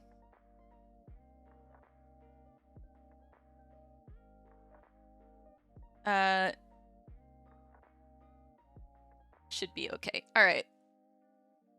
So you can see, oh, chat is in the way. Hang on. Can I move this? You know what? Let's visit and it should be fine. Okay, so you can see in this example, all right, now I'm blocking it, but you can see the gist of this this whole ritual killing. So the sword would get bent, and this is a little bit of an extreme instance. That was also part of a vow to not attack the tribe at a wedding. Exactly. Yes. Very, very good point. Leon or Ilian Pendragon? Let me know. But yes, very good point. So this is, yeah, sword got snailed. Yeah, they would bend their swords so that it was impossible for anybody else to use the sword to kill somebody, basically. I mean, you probably, at this point, you probably could still, if you really wanted to, use that to hurt someone, but it's gonna be do LL Ian. Ah. Okay. So I might just go with Pendragon. If that's okay. Let me know if it's not. And Leanne. Okay, all right. I can do that. Font difference. Whatever. Okay, all right, Leanne. I can do that. I can do Leanne. I was just looking at the LLE and I was like, oh no, is it way different to what I thought it was? So yeah, that was my brain just like somersaulting in different directions. Yeah, so you can see that it's like totally curled up on itself, and theoretically you could do damage with it, but probably not. This is a corroded sword, so there are, like, you can see the little pock marks, like, over here. And you see those? It almost looks like, I don't know. It almost looks like somebody's taken bubble wrap and like pressed it into the molten metal. That's part of the corrosion that happens with these swords. But another thing, let me see. And yes, I did just Google Viking swords unalived, but another example is this one. Let me see if I can. I don't trust Cora. But you can see this one where they've bent it a couple of times. Yeah, here, let me zoom that over. There you go. Now you can see the whole thing. All right, so they've bent the hilt, so you definitely can't use the hilt, and then they've bent the sword a couple times. So not really, it was a planned mischief. One WoW Twitcher, one's Reddit. ILLID Illidan Pendragon. Wow, I mean, it is I do like it as a username. There's so many usernames that I like, and then I'm like, wait a minute, am I pronouncing this wrong? And that's where I get hung up. But yeah, not surprised. Yeah, so they would ritually break these swords and ritually kill these swords. And then what they would do, oh, you can see this one. This is over on Facebook, but hopefully it just shows us the image. Yeah, these are Merovingian stuff, well, in Merovingian context. So the Merovingians were basically in France and other places, but go with what is modern France for now. So yeah, the Viking swords, they would be ritually killed. And then they would be either buried with the warrior who wielded them, or sometimes they would just be chucked into some body of water. Water gets really important water is really important a lot of the time. In a lot of European belief systems, there's a lot of connection to water. But when we talk about things like the Picts or the early English, I think you guys, I've talked about the little sheets of tin or silver or lead where people, like, write out curses for their neighbors, where they're like, my neighbor stole my cow, so I hope that his entire family, has a terrible death, and, like, I don't know, their house burns down or something. And then they would fold it up into this little tiny little book, like that size, and then chuck it in the nearest river. We have so many of those, more than you would think, especially since before I learned that they existed, I did not think that such a thing would have existed, but it does. So yes, water was meant to put out the fire of war at those sword killings. Exactly. So water, when it comes to the Vikings, has a very significant meaning, which is probably not surprising to anybody because they spent a lot of their time on the water. But yeah, there's a lot of water symbolism there. Are there social media that give users a way to provide pronunciation guides? Oh, that's interesting. I don't think there is. Unless, like, you type it out phonetically, but that, like, in your username, but that would be kind of annoying. Yeah, I think if they were giving you something that was like, if you were recording a pronunciation guide, then they'd have to allow you to record voice. And I think a lot of social networks would be like, let's not do that for a lot of safety reasons. But yeah, they could use the IPA, the International Phonetic Alphabet. Have you guys heard of that or seen that? Here, IPA alphabet. This is a linguistics thing. Let's just go to Wikipedia. We'll go down a Wikipedia rabbit hole, bit of a Wikipedia rabbit hole. So what you may not know is that I have a PhD in archaeology, that you know. But I also, to get there, here, let me on this. I have gotten I trained in the States I'm from the US originally. I trained there for my bachelor's and one of my master's degrees. And then when I was going to do the PhD here in Scotland, they actually had me do another master's degree because not originally, but prior to that, I had been doing a lot in Southeast Asia. And then I was shifting my focus to the same time period, but Scotland. And that's a big shift. So they said, well, maybe do a master's degree because you're going to have to do that amount of learning anyway, just to get a handle on this region of the world. So you may as well get a degree out of it. So that's what I ended up doing. But the reason I'm bringing this up is because if you are studying archaeology in the United States or really North America, so Canada as well, you will actually have degrees in anthropology, not archaeology specifically, at least at the bachelor's level, and often at the master's level as well, but it kind of depends. And the reason that's important is because anthropology is the study of people. So it includes archaeology, which is the study of everything in the past that has to do with humans at all, ever. It also includes cultural anthropology, which includes basically is the study of everything, about modern peoples, living peoples that has ever existed, basically. Or it also includes linguistics, which is what we're looking at right now, and it includes what's called biological anthropology, which talks a little bit about things like human origins, but it also talks about things like disease and how humans interact with things like disease or changes to environment and things like that. So there's a whole lot of stuff in anthropology. And the reason that matters here is because I actually have training in linguistics as well, at least to a master's level.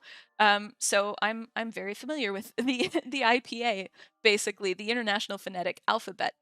You've certainly seen it used occasionally, but there's never been a context where learning it came up, which is really disappointing for a text-based internet. Yeah, you know of a Twitch bot that allows a streamer to make their own nickname for a user? Yeah, that's true. That is true. Huh. I don't know. I feel like while I appreciate the use of that bot, I feel like I would forget to use it is the only downside. But yeah, so this is the IPA.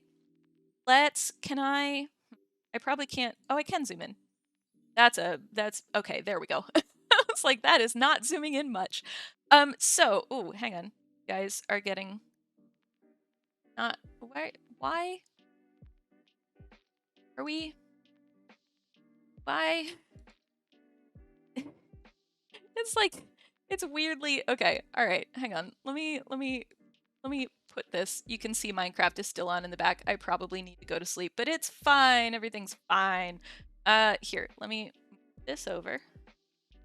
This over. Oh no, that's pretty good. All right, let's go with that. That works, I think. Okay. Just realizing that you guys can't actually see what I'm looking at. So this is the IPA. It's a lot of interesting sounds, and some of them are made in English, like sounds that we have in English, depending on which version of English you speak. So different sounds are going to be used in different accents, for example. But also a lot of these sounds don't necessarily exist in English. So the point of the International Phonetic Alphabet is to be able to write any word in any language phonetically based off of the symbols that are here. And the differences here, like the bilabial nasal kind of thing, so these things here are where this is kind of difficult to explain. It's a combination of where things are in your mouth, like where the sound is pronounced, what kind of shape your mouth has as you're pronouncing it, and whether you voice the sound or not. So a sound like so we have here plosives. Those are those like P and B sounds that are right at the top, the front of your mouth. Okay, so that is not voiced. Okay, so you don't hear my voice through there. But if I say buh, you can hear the voice, right? It's the same lip movement and the same, like, I'm doing the same thing with the air in my mouth. The only difference is that I'm putting voice to it, Okay, so that's why P and B are together. T and D, those are also T is the unvoiced and D is the voiced. And then you get into you start getting into this is a retroflex. Now retroflex is oh, how do I explain retroflex? It's a little bit like you're going to say R, but instead of saying R, you say D. It's very difficult to do. But when I was in Indonesia, there is a language in Indonesia called Javanese, and it's spoken by a lot of people in Indonesia on the island of Java. Not by everybody on the island of Java, because there are other ethnic groups on the island of Java. But where I was, Javanese was spoken as well. I am not very well versed in Javanese, but I know a certain amount of it. And so the difference there, it was like for D, the difference between duh and duh. Duh, duh, duh, duh, duh, duh. It's it's so and there's a word that they would have us try to pronounce this with. And if there are Indonesians in chat, I'm sorry if I'm butchering this, but there's a word and I don't remember what the alternative means, but it's one of them is sheep and one of them is something else, right? Okay. So it's wadu or watu, watu, watu, watu, watu. And they're both D sounds, but they're different places in your mouth, okay? So that's that. It's you can use this with Russian words, yes. So what you'll see is when you go on to Wikipedia, also, by the way, for video game nerds out there, you should absolutely check out the Google Doodle today. It's celebrating Gerald Lawson, who is like a pioneer in console gaming. And I don't want to spoil it, but it's worth taking a look. It's really cool what they've done. Anyway, if we go, I don't know, Wikipedia, what's a weird word? That might be pronounced differently in different places. I don't know. Let's do probably, you know what? Let's just do pancake. If I can type. Sure, pancakes. This is not gonna be different in different places. Ah, they don't have it. Okay. All right. Does crepe do it? There we go. Okay. So with crepe or crepe, you can see this is the IPA. Okay, this right here. That's what that is. You can also click on it to listen and it'll pronounce it for you. And then here, they'll do the IPA for, so this is in English. You can have crepe, which is what this is, or crepe, which is what this is. And then French, crepe, and you can listen to that. And then Quebecois, or French, like Canadian French, I am not going to pretend to know that I know how to, I'm not going to pretend to know how to say that in a way that doesn't butcher it. But yeah, so you can use it with Russian words. You can use it with any language that exists today. You can also use it with any language that used to exist. So that's the whole goal of the IPA, is that you can use it with anything. But as you can see, it does differ depending on not just like the language that you're speaking, but here they've got two different pronunciations in English, right? Because people will say different things in English. And so when you are looking at pronunciations online, a lot of the time they'll be in like American English or received pronunciation in English, right? Because there's a lot of different accents in the UK. Either, you know, in Scottish dialects or accents of English, but also just in England in general. There are so many different accents. So they tend to like, there's an accent or pronunciation that's called received pronunciation, and it's basically like I don't know, they tried to make it a standard, and it's kind of a standard, but it's also kind of not. So so that's what you usually see for like British English pronunciations across the internet. But it's like you'll hear people from the UK say it in all manner of different ways, depending on what the word is. So so yeah, so there you go. There's the IPA. We went from Viking swords to the IPA. Do I remember how we got there? No, I don't at all. I trust that we got there, but I don't know how we got there. Yeah, let me. Okay, well, apparently I didn't need to sleep in Minecraft. I was okay in Minecraft. Yeah, I think what we might do here. Let me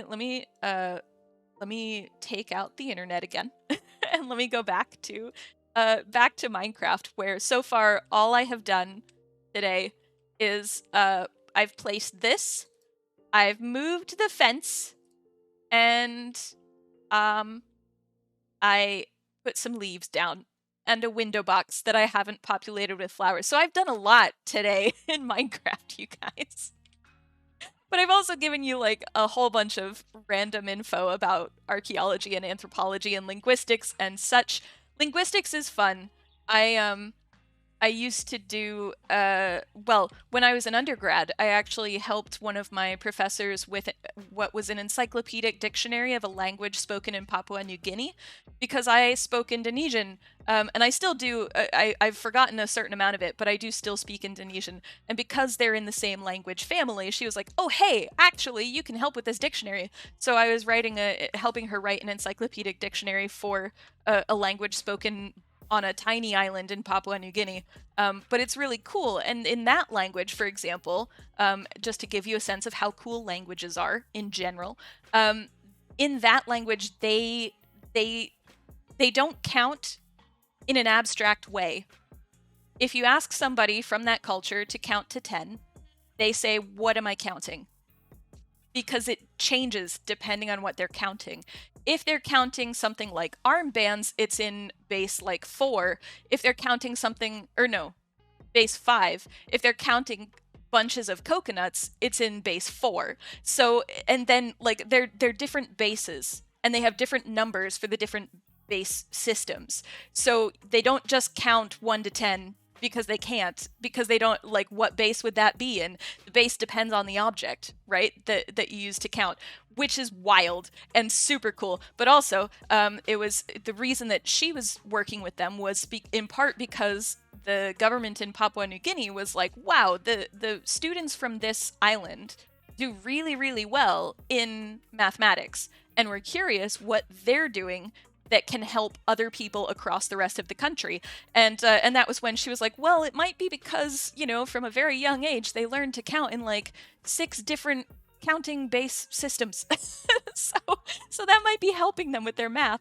and it was, as soon as basically they would, in their math classes, they would, if it was like, what is 2 plus 4 or whatever, they would just translate it into one of the bases that they were familiar using. Basically, that's just how it would work.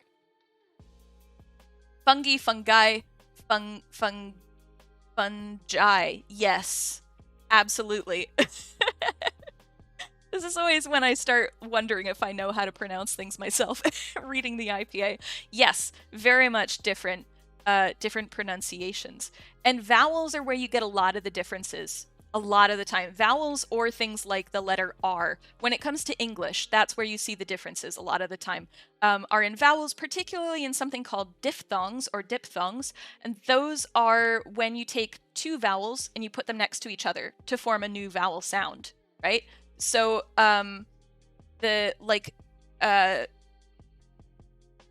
what's an example? Like O, OU, O, or OW.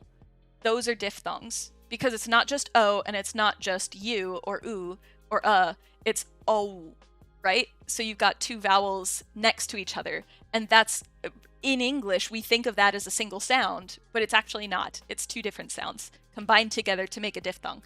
So yeah, there's a whole bunch of stuff. Anthropology is fun. Archaeology is fun. I got into archaeology because it was part of the training in anthropology, but also because I liked linguistics and biological anthropology and cultural stuff. I was interested in all of it. And when I was going into grad school, they're like, well, you have to pick which subfield you want to specialize in. And I was like, well, archaeology lets me do all of the stuff that I've been doing just for people in the past, and that's pretty cool, so I'm gonna go with that. I was like, I'm gonna just keep doing the stuff that I like doing, and I'm just gonna do it for people in the past, and that's cool. I'm good with that.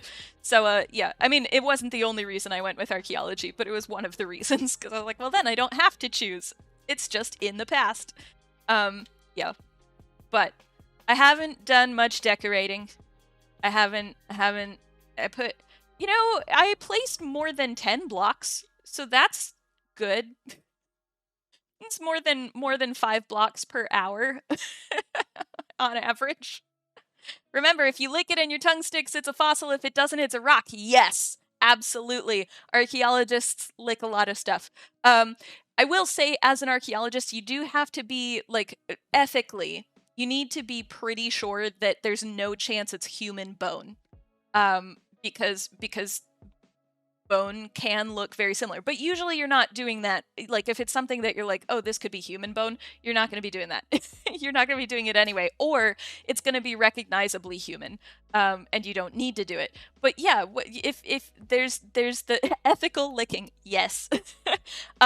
If you have, you know, something that's like this size, a lot of bone can get to be that size through erosion, or like knuckle bones are not that big, you know, right? They're like that size. And then if they're rolling around with rocks for a while, and this is a human one, but like animal knuckle bones are not very large either. If they've been rolling around with some stones for a while, then they've probably ground down to something. It can, sometimes, okay, so one thing, you can tell if it's bone if it's been burned. Or been around fire, bone turns a little bit bluish. It's like this weird bluish. Actually, you know what? It's like, hang on. It's like the blue axolotl, not the bright blue one. Let me go get the, because I have this axolotl in my base. Hang on. Let me, where am I going? This way. I have this one. It's like the one that's like white. Is this the correct way? That is not the correct way. I know what I'm doing. I know where I'm going. I love how I did this perfectly before, and then I totally failed to do it. It's not there, though. Where is it? Here. Okay. This is why I need to color code these, because I get confused about which direction I'm going. Yes, I did move the spawn portal up. It is 1 level too low. I need to fix that. But I did move it up. Yes. I realized I had been saying I was going to do that like weeks ago, and then I totally didn't do it, and I was like, I'll just do this now. And then I did it the wrong way and haven't fixed it yet because I'm so good at everything. It's this color blue. This axolotl color blue. The one with the little pink stuff? Okay, so the bone doesn't end up pink, but the way that the blue goes, where it goes from like white into this kind of light blue, that's how bone works if it is near fire. Basically, you can tell it that way. And also thank you for redeeming the thank the mods, Mr. Gista. I won't always call that one out because it's mostly just for the mods. But I do like, I like that we have it. and I like that we're thanking the mods because they do a lot here. Yeah. So it's that color blue. If, however, it wasn't burned and you've got like a piece of bone or stone that's that size, quartz, like there are a lot of stones that look the same color as bone and a lot of bones that look the same color as stone, vice versa. So basically it's not like you don't just like lick it. It's like you touch it to your tongue, okay? You briefly touch it to your tongue, and if it pulls away quick, like when you pull it away, if it doesn't stick, then it's a rock. If it sticks a little bit, it's bone. Which is the same as what Kyle was saying, just from a fossil standpoint. Ad break, that's okay.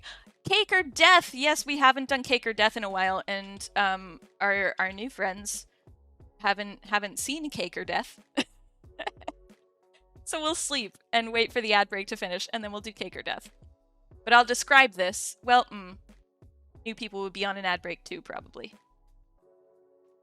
Okay. I'll just wait until we're done with the ad break. Hang on. I'm gonna have some water since I've been talking about Vikings and such. And also the IPA and making weird noises with my face. So, like you do. Typical Twitch stream. Reading the IPA. Okay.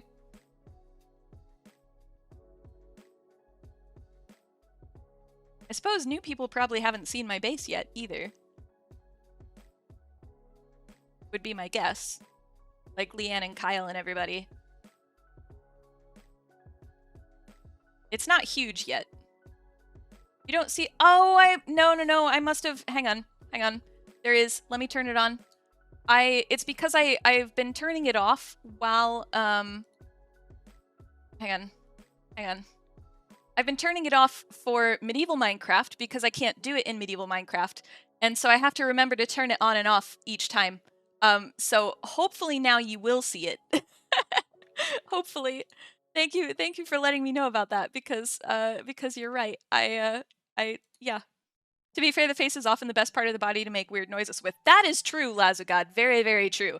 Okay, so ad break is back. So this is my base. I'm realizing some of the new people might not have seen my base. I don't think I came back to it in the middle of this stream. I'm in the savannah.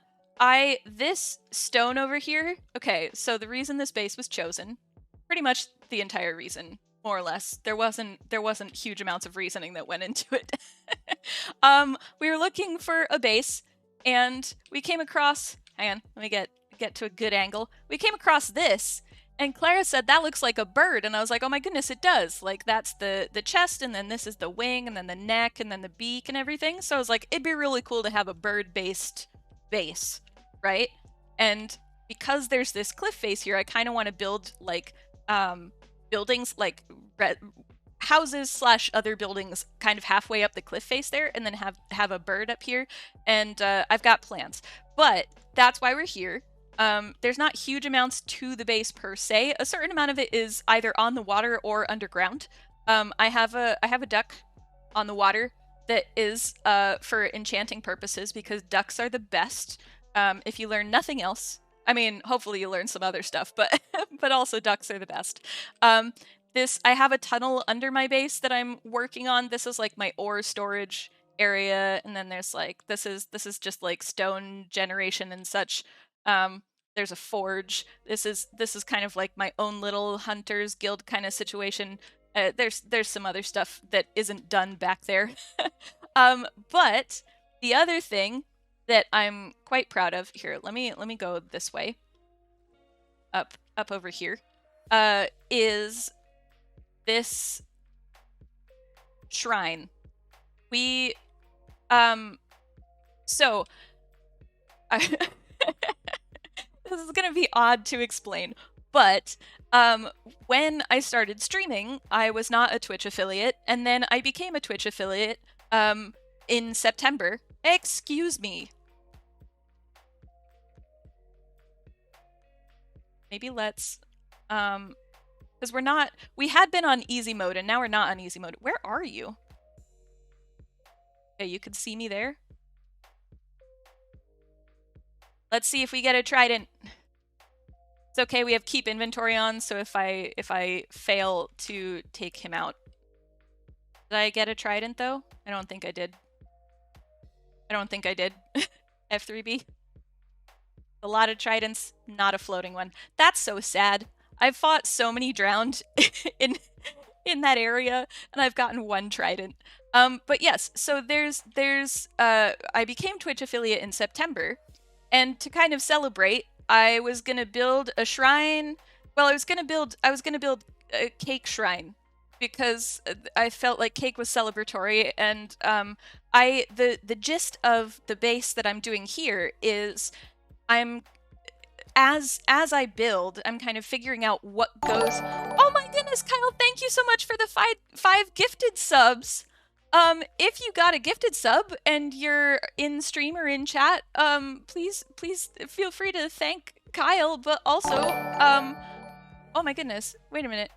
What's the? Oh right, okay. I was like, did I miss there's extra noises, but it's because of all the subbing happened. Thank you so much. Yeah, and welcome everybody who just got a new sub. That's amazing. Thank you so much. I mean, hang on. I don't have a hotkey for this yet, but let's do some of this. There we go. Yeah. So the goal with this base is I'm keeping track of the materials that I use in each build. And then as we go and like rebuild stuff, we're kind of going through different phases of this build. Well, this base. And rather than like, you know, one of the things, yeah, Frisbee, you just got a gift sub. Yeah, Kyle just gifted you a sub. Welcome on in, Frisbee. I hope waking you up wasn't too bad. Welcome on in. We are going to be ending soon, so don't worry. But yeah. So the goal with this base is to be tracking the materials that we use, so that basically the materials that were in my starter house, which is no longer this house, it's on the same. This is on the hang on. This is on the same spot as my starter house, but it's not the actual starter house. The materials that were in the starter house, we can track them through all of the builds. So we might get to building like 23 of this base, and then all of a sudden, you know, we can see that there are planks from the starter house in building number 23, but also building number 17, that kind of thing. So there haven't been huge amounts of edits. I say edits. There hasn't been huge amounts of that going on just because it's the early phases of the build process, but the goal is that as we go, we're going to start to see how things get reused in sites and in how that happens in archaeology, where people across time have been walking to build something and they see like a cool little formation and they're like, hey, that's a nice rock. And so they take the rock from the Neolithic burial site and they put it as a corner of the, like in their doorway or something. And people do that all the time.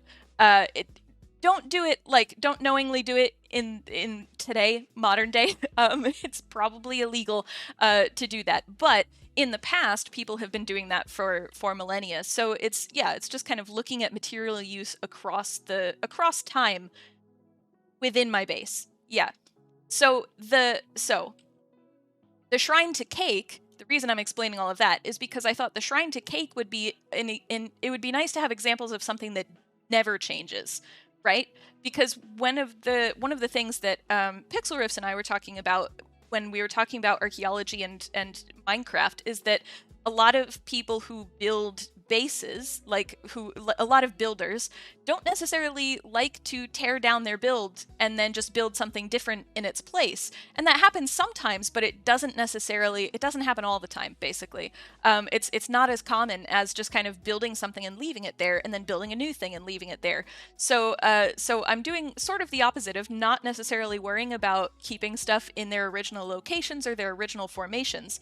But I also thought it would be interesting to have some things like the cake shrine be that. And then the cake shrine kind of spiraled into, not in a bad way, in a fantastic way, to well, this is the cake shrine. It's the outside of the cake shrine.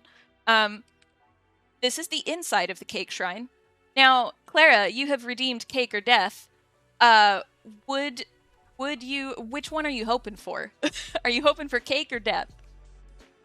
I should say that there is, you can't, I don't think you can actually, here, you shouldn't be able to actually die from this, but we'll test it and see just in case. Basically what happened was the shrine to cake started, and then there was the idea to have a cake theft security detail, which is the pufferfish that you can hear. They're underneath in the here, let me go up here. They're down here in this little coral reef that I've built.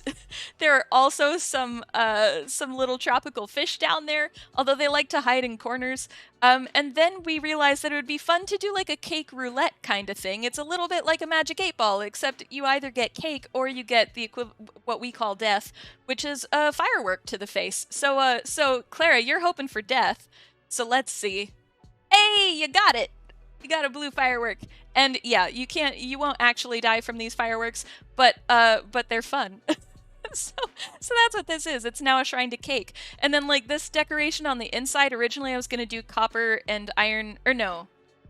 What was I doing? I was gonna do gold and iron and redstone. And then I realized that the iron and the redstone are very much similar to the colors on the cake. So I swapped the gold out for copper because it is a cake shrine, after all, so having the colors of cake on the walls makes sense. So now there's a whole, effectively, I may or may not have accidentally started a small cult around cake. But I also... No game sounds! Oh no! I had turned that off when we were chatting because it was raining, and I was like, I'm gonna forget to turn this back on, and yeah, I failed. And the green is the mold that forms on the hearts of the greedy. Yes, exactly. Yeah, here. So yeah, there's a little bit of a security detail. There's some tropical fish. There's cake. And the dispenser has either fireworks or a cake, and you get either one.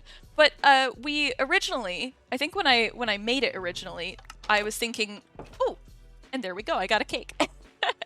Originally, I was thinking like that the cake would be like a positive answer and the fireworks would be a negative answer, hence the cake or death situation.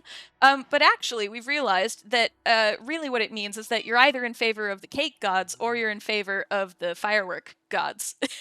It's depending on the question that you're asking. Fireworks, either one of them could be positive and or negative, depending on what you're asking and how you feel about them. So yeah, this is now the shrine to cake. I don't want to be standing here for too long, just in case there's a creeper. Yeah, I didn't think there was, but I was like, if there is a creeper, this would be where it falls on my head and, like, explodes the cake shrine, and that would be really sad. So yeah. Oh, you didn't help with your cake shrineage. Well, it's totally not planning on including a cake shrine in your wizard tower. Oh my gosh, if there's a cake shrine in your wizard tower, I'm gonna be so happy. It's a good shrine. This also was not this way until like the last stream on this server. I may or may not have dug up the front of my base because I didn't know what else to put there. So I'm still deciding how I feel about this craggy bit. I do like that it connects to the craggy bit over there. And for people, when we were talking about Staffa, I do have basalt columns over in this area. There were a couple that were like, was there like one or two? I mean, it wouldn't have been basalt. I feel like there might have been a tower, or maybe I just had the idea. I can't remember where the idea came from, if part of it was there already, or if I just built it. But yes, there's some little sort of basalt pillars going in places in the rocks. So I like that this connects to there, because then the geology starts to make a little more sense. But at the same time, I could only go so deep because the ceiling of my tunnels underground starts there. You can see it in this stuff, the polished stone. That's the ceiling. So yeah. I don't know how I feel about it. I think I like it though. I think I like it. I'm still undecided. But yeah. The second one you built for me, yes, that's very true. The cookie/cake shrine that's like over that way. I should say, yeah, you may have noticed that the lectern, I just moved it over here so that I could put like something here. There's a tiny space here and I don't know what to put here, but I feel like I need to put something here. So the lectern is over here because I kind of want to have like a little bit more of a thing for the lectern. But this is the lectern that starts the cookie hunt that goes to here, and it goes like all the way over there to another shrine that was for my birthday. So that was cool. Anyway, it's never good to delve too deeply. Balrogs, very much so. Very much so. Also, have you guys been watching Rings of Power? Because, I mean, I know it's like over. It's been over for a while, but I like Rings of Power. And there's so much archaeology in there. Like, so much. Okay, there's so much early medieval material culture in Rings of Power. Except Elrond has a brooch. Okay, so Elrond has like the brooch on his I guess it's his right shoulder. He has a brooch on his right shoulder. And it's a penannular brooch, which basically it's a brooch with a ring, like a ring that has a hole in it, and then the pin kind of comes down through the hole. And that the gist is that you pin the fabric with the pin, and then you rotate the rest of it so that the opening is not where the pin is lying down, basically. So it locks it into place. So he has one of those in his costume. Like, he's just wearing one.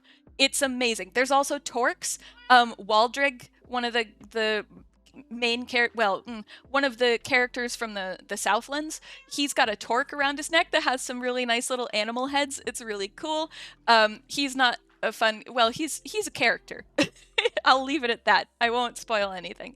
But he's got a torque. And then like there's also Bronwyn has an armband at one point, but also Bronwyn has the little, like, there's a point where she's in a dress that has little clasps that are serpents, and they look like the Pictish serpent beasties that are in the sub badges. The 2-month, I think it's the 2-month one, is the little serpent. So she has some of those. It's really cool. But anyway, the issue with Elrond's brooch. I have slight beef with the brooch because there's a point where he goes to see a friend.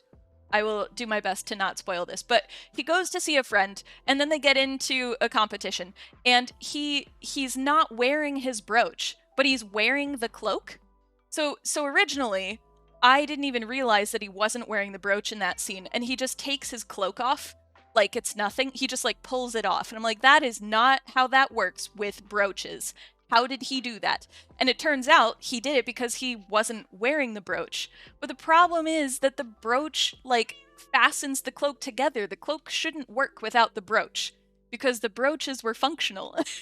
If your cloak works without the brooch, then there's no purpose for the brooch. Then the brooch is purely decorative, and that is not how those brooches work. They're supposed to be fastening the cloak together. So I have slight beef with Elrond and his penannular brooch, but otherwise, I love that there's a penannular brooch in there. I love so much of the material culture. There's so much stuff in there. The fun part would be us all to build cake shrines with different nuances and confuse future Minecraft archaeologists. Absolutely. Yeah. The amount of stuff that you can do to, if you want to explore ways of confusing future archaeologists, you don't need to, I mean, like, feel free to in real life, but honestly, like, they're gonna be confused anyway. You don't even need to try. They're gonna be confused. But in Minecraft, the thing about Minecraft is that everything kind of stays where you put it, unless you put it somewhere else. But yeah, I think one of the things that I think would be interesting, that I don't think you could necessarily do, but would be kind of interesting, and maybe we, I have thoughts, but one thing that could be interesting is going, like, onto a server that is no longer being used and kind of going around and trying to figure out what happened on that server. But you would still have a much clearer picture than a lot of the time than we get a lot of the time in archaeology, because stuff doesn't usually get destroyed in servers to the extent that we do in archaeology. Or if it does get destroyed, you don't have that many traces of it left that you can rely on. So like in archaeology, we can test the soil for certain chemical elements, basically, that will tell us if certain things were there or not. So for example, in Scotland, we often don't have, we often find contexts that could be a burial, but that don't have human remains in them, from what we can tell. And we can take the soil and test it chemically to see if there are if there are traces of a person there, because the soil in Scotland tends to basically erode everything except for tooth enamel. That's not just Scotland, that's acidic soils all over the place. They will just do that. So yeah, so we chemically test a certain amount of the time to determine if what we're digging was a burial once upon a time, and we just can't see the remains anymore. Future archaeologists will see Disneyland as a mouse kingdom cult. Absolutely. Oh my goodness, yes. Have you seen TV? I have not seen 2B2T, but I have heard things. Yeah. Oldest server in Minecraft still running. Yeah, I've heard about it. And it would be super confusing, especially because with Minecraft generation, like the differences just in the landscape that would happen. It's like, oh gosh, okay. That would be a fun series. Archaeologist explores old Minecraft saves. Yeah, there's a part of me that's like, actually, I wonder if we could do that. But I won't start brainstorming it because I don't have time for more series right now. Between Twitch streaming and my struggles to put out YouTube videos. It's been a month since I've put out a YouTube video. I mean, the last YouTube video I did was the trick-or-treat houses, so that was pretty great. The history of trick-or-treating, history/archaeology of trick-or-treating. But I've been working on a video to do geophysical survey in Minecraft for like a month.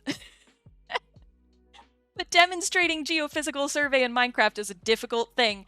That geophysical survey is like when we put electrical pulses into the ground, for example, or like shoot sonar into the ground, and we try to see what's underground before we dig it. That's what that is in archaeology. We're trying to figure out what's there before we dig anything. Because once you dig something, then you can't go back and dig it again. So we kind of want to have a sense of what might be there so that we're prepared to care for whatever it is that we're finding in the best way possible. So yeah, I'm trying to make that video. And it will be a good video once I finish it, because it's funny and informative. Funny and informative is a pretty good combo, but it's hard to represent that in Minecraft. So yeah. It's also an anarchy server where everyone is constantly griefing each other. I don't think I necessarily knew that. When I say I've heard of it, I mean like vague tellings. But yes, something where people were griefing each other, and that is a very long running server. That would be a lot. Even just thinking about like the Hermitcraft servers, for example, because their seasons are often like 1.5 to 2 years, depending. That's a lot. That's a lot of activity, and you wouldn't necessarily be able to. But even something like the Empires server, certainly Empires Season 1, for example, that would be a lot, because there's a lot of like all of the corruption and all of the changes that occurred because of that.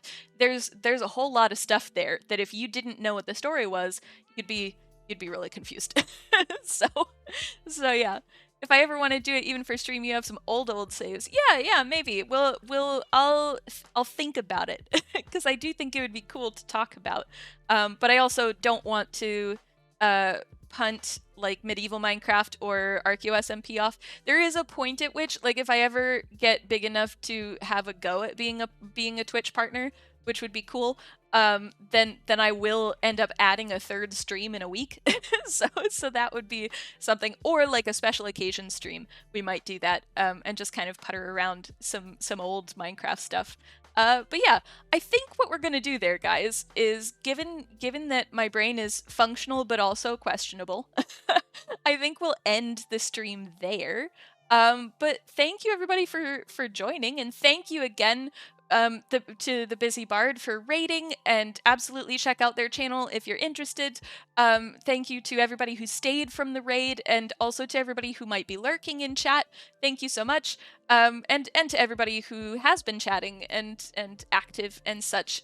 You guys make this stream a lot of fun, in whichever way you're participating, and yeah, thanks.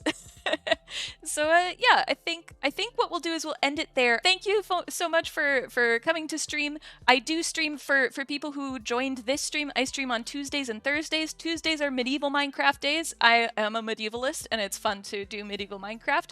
And then Thursdays are Archaeo SMP days. So yeah, hopefully we see all you guys around. And there is a Discord. I know I did this before, but I'll just put it in again. You're welcome to join the Discord. There's archaeology chat that happens in the Discord. There's also Minecraft chat that happens in the Discord if you want to share some of your builds or anything. Absolutely feel free. And yeah, and then I also have a YouTube channel, and I think that is all the buttons I will push there. But yeah, thank you so much for coming to stream. I will see you all on Tuesday, hopefully, and if not, I'll make an announcement. Sometimes my chronic illnesses don't let me stream, but I usually try to, at the very least, I try to stream. It's usually the one thing on Tuesdays and Thursdays that I try to do. So yeah. Well, thanks everybody. Bye. Hope you have a good rest of your day.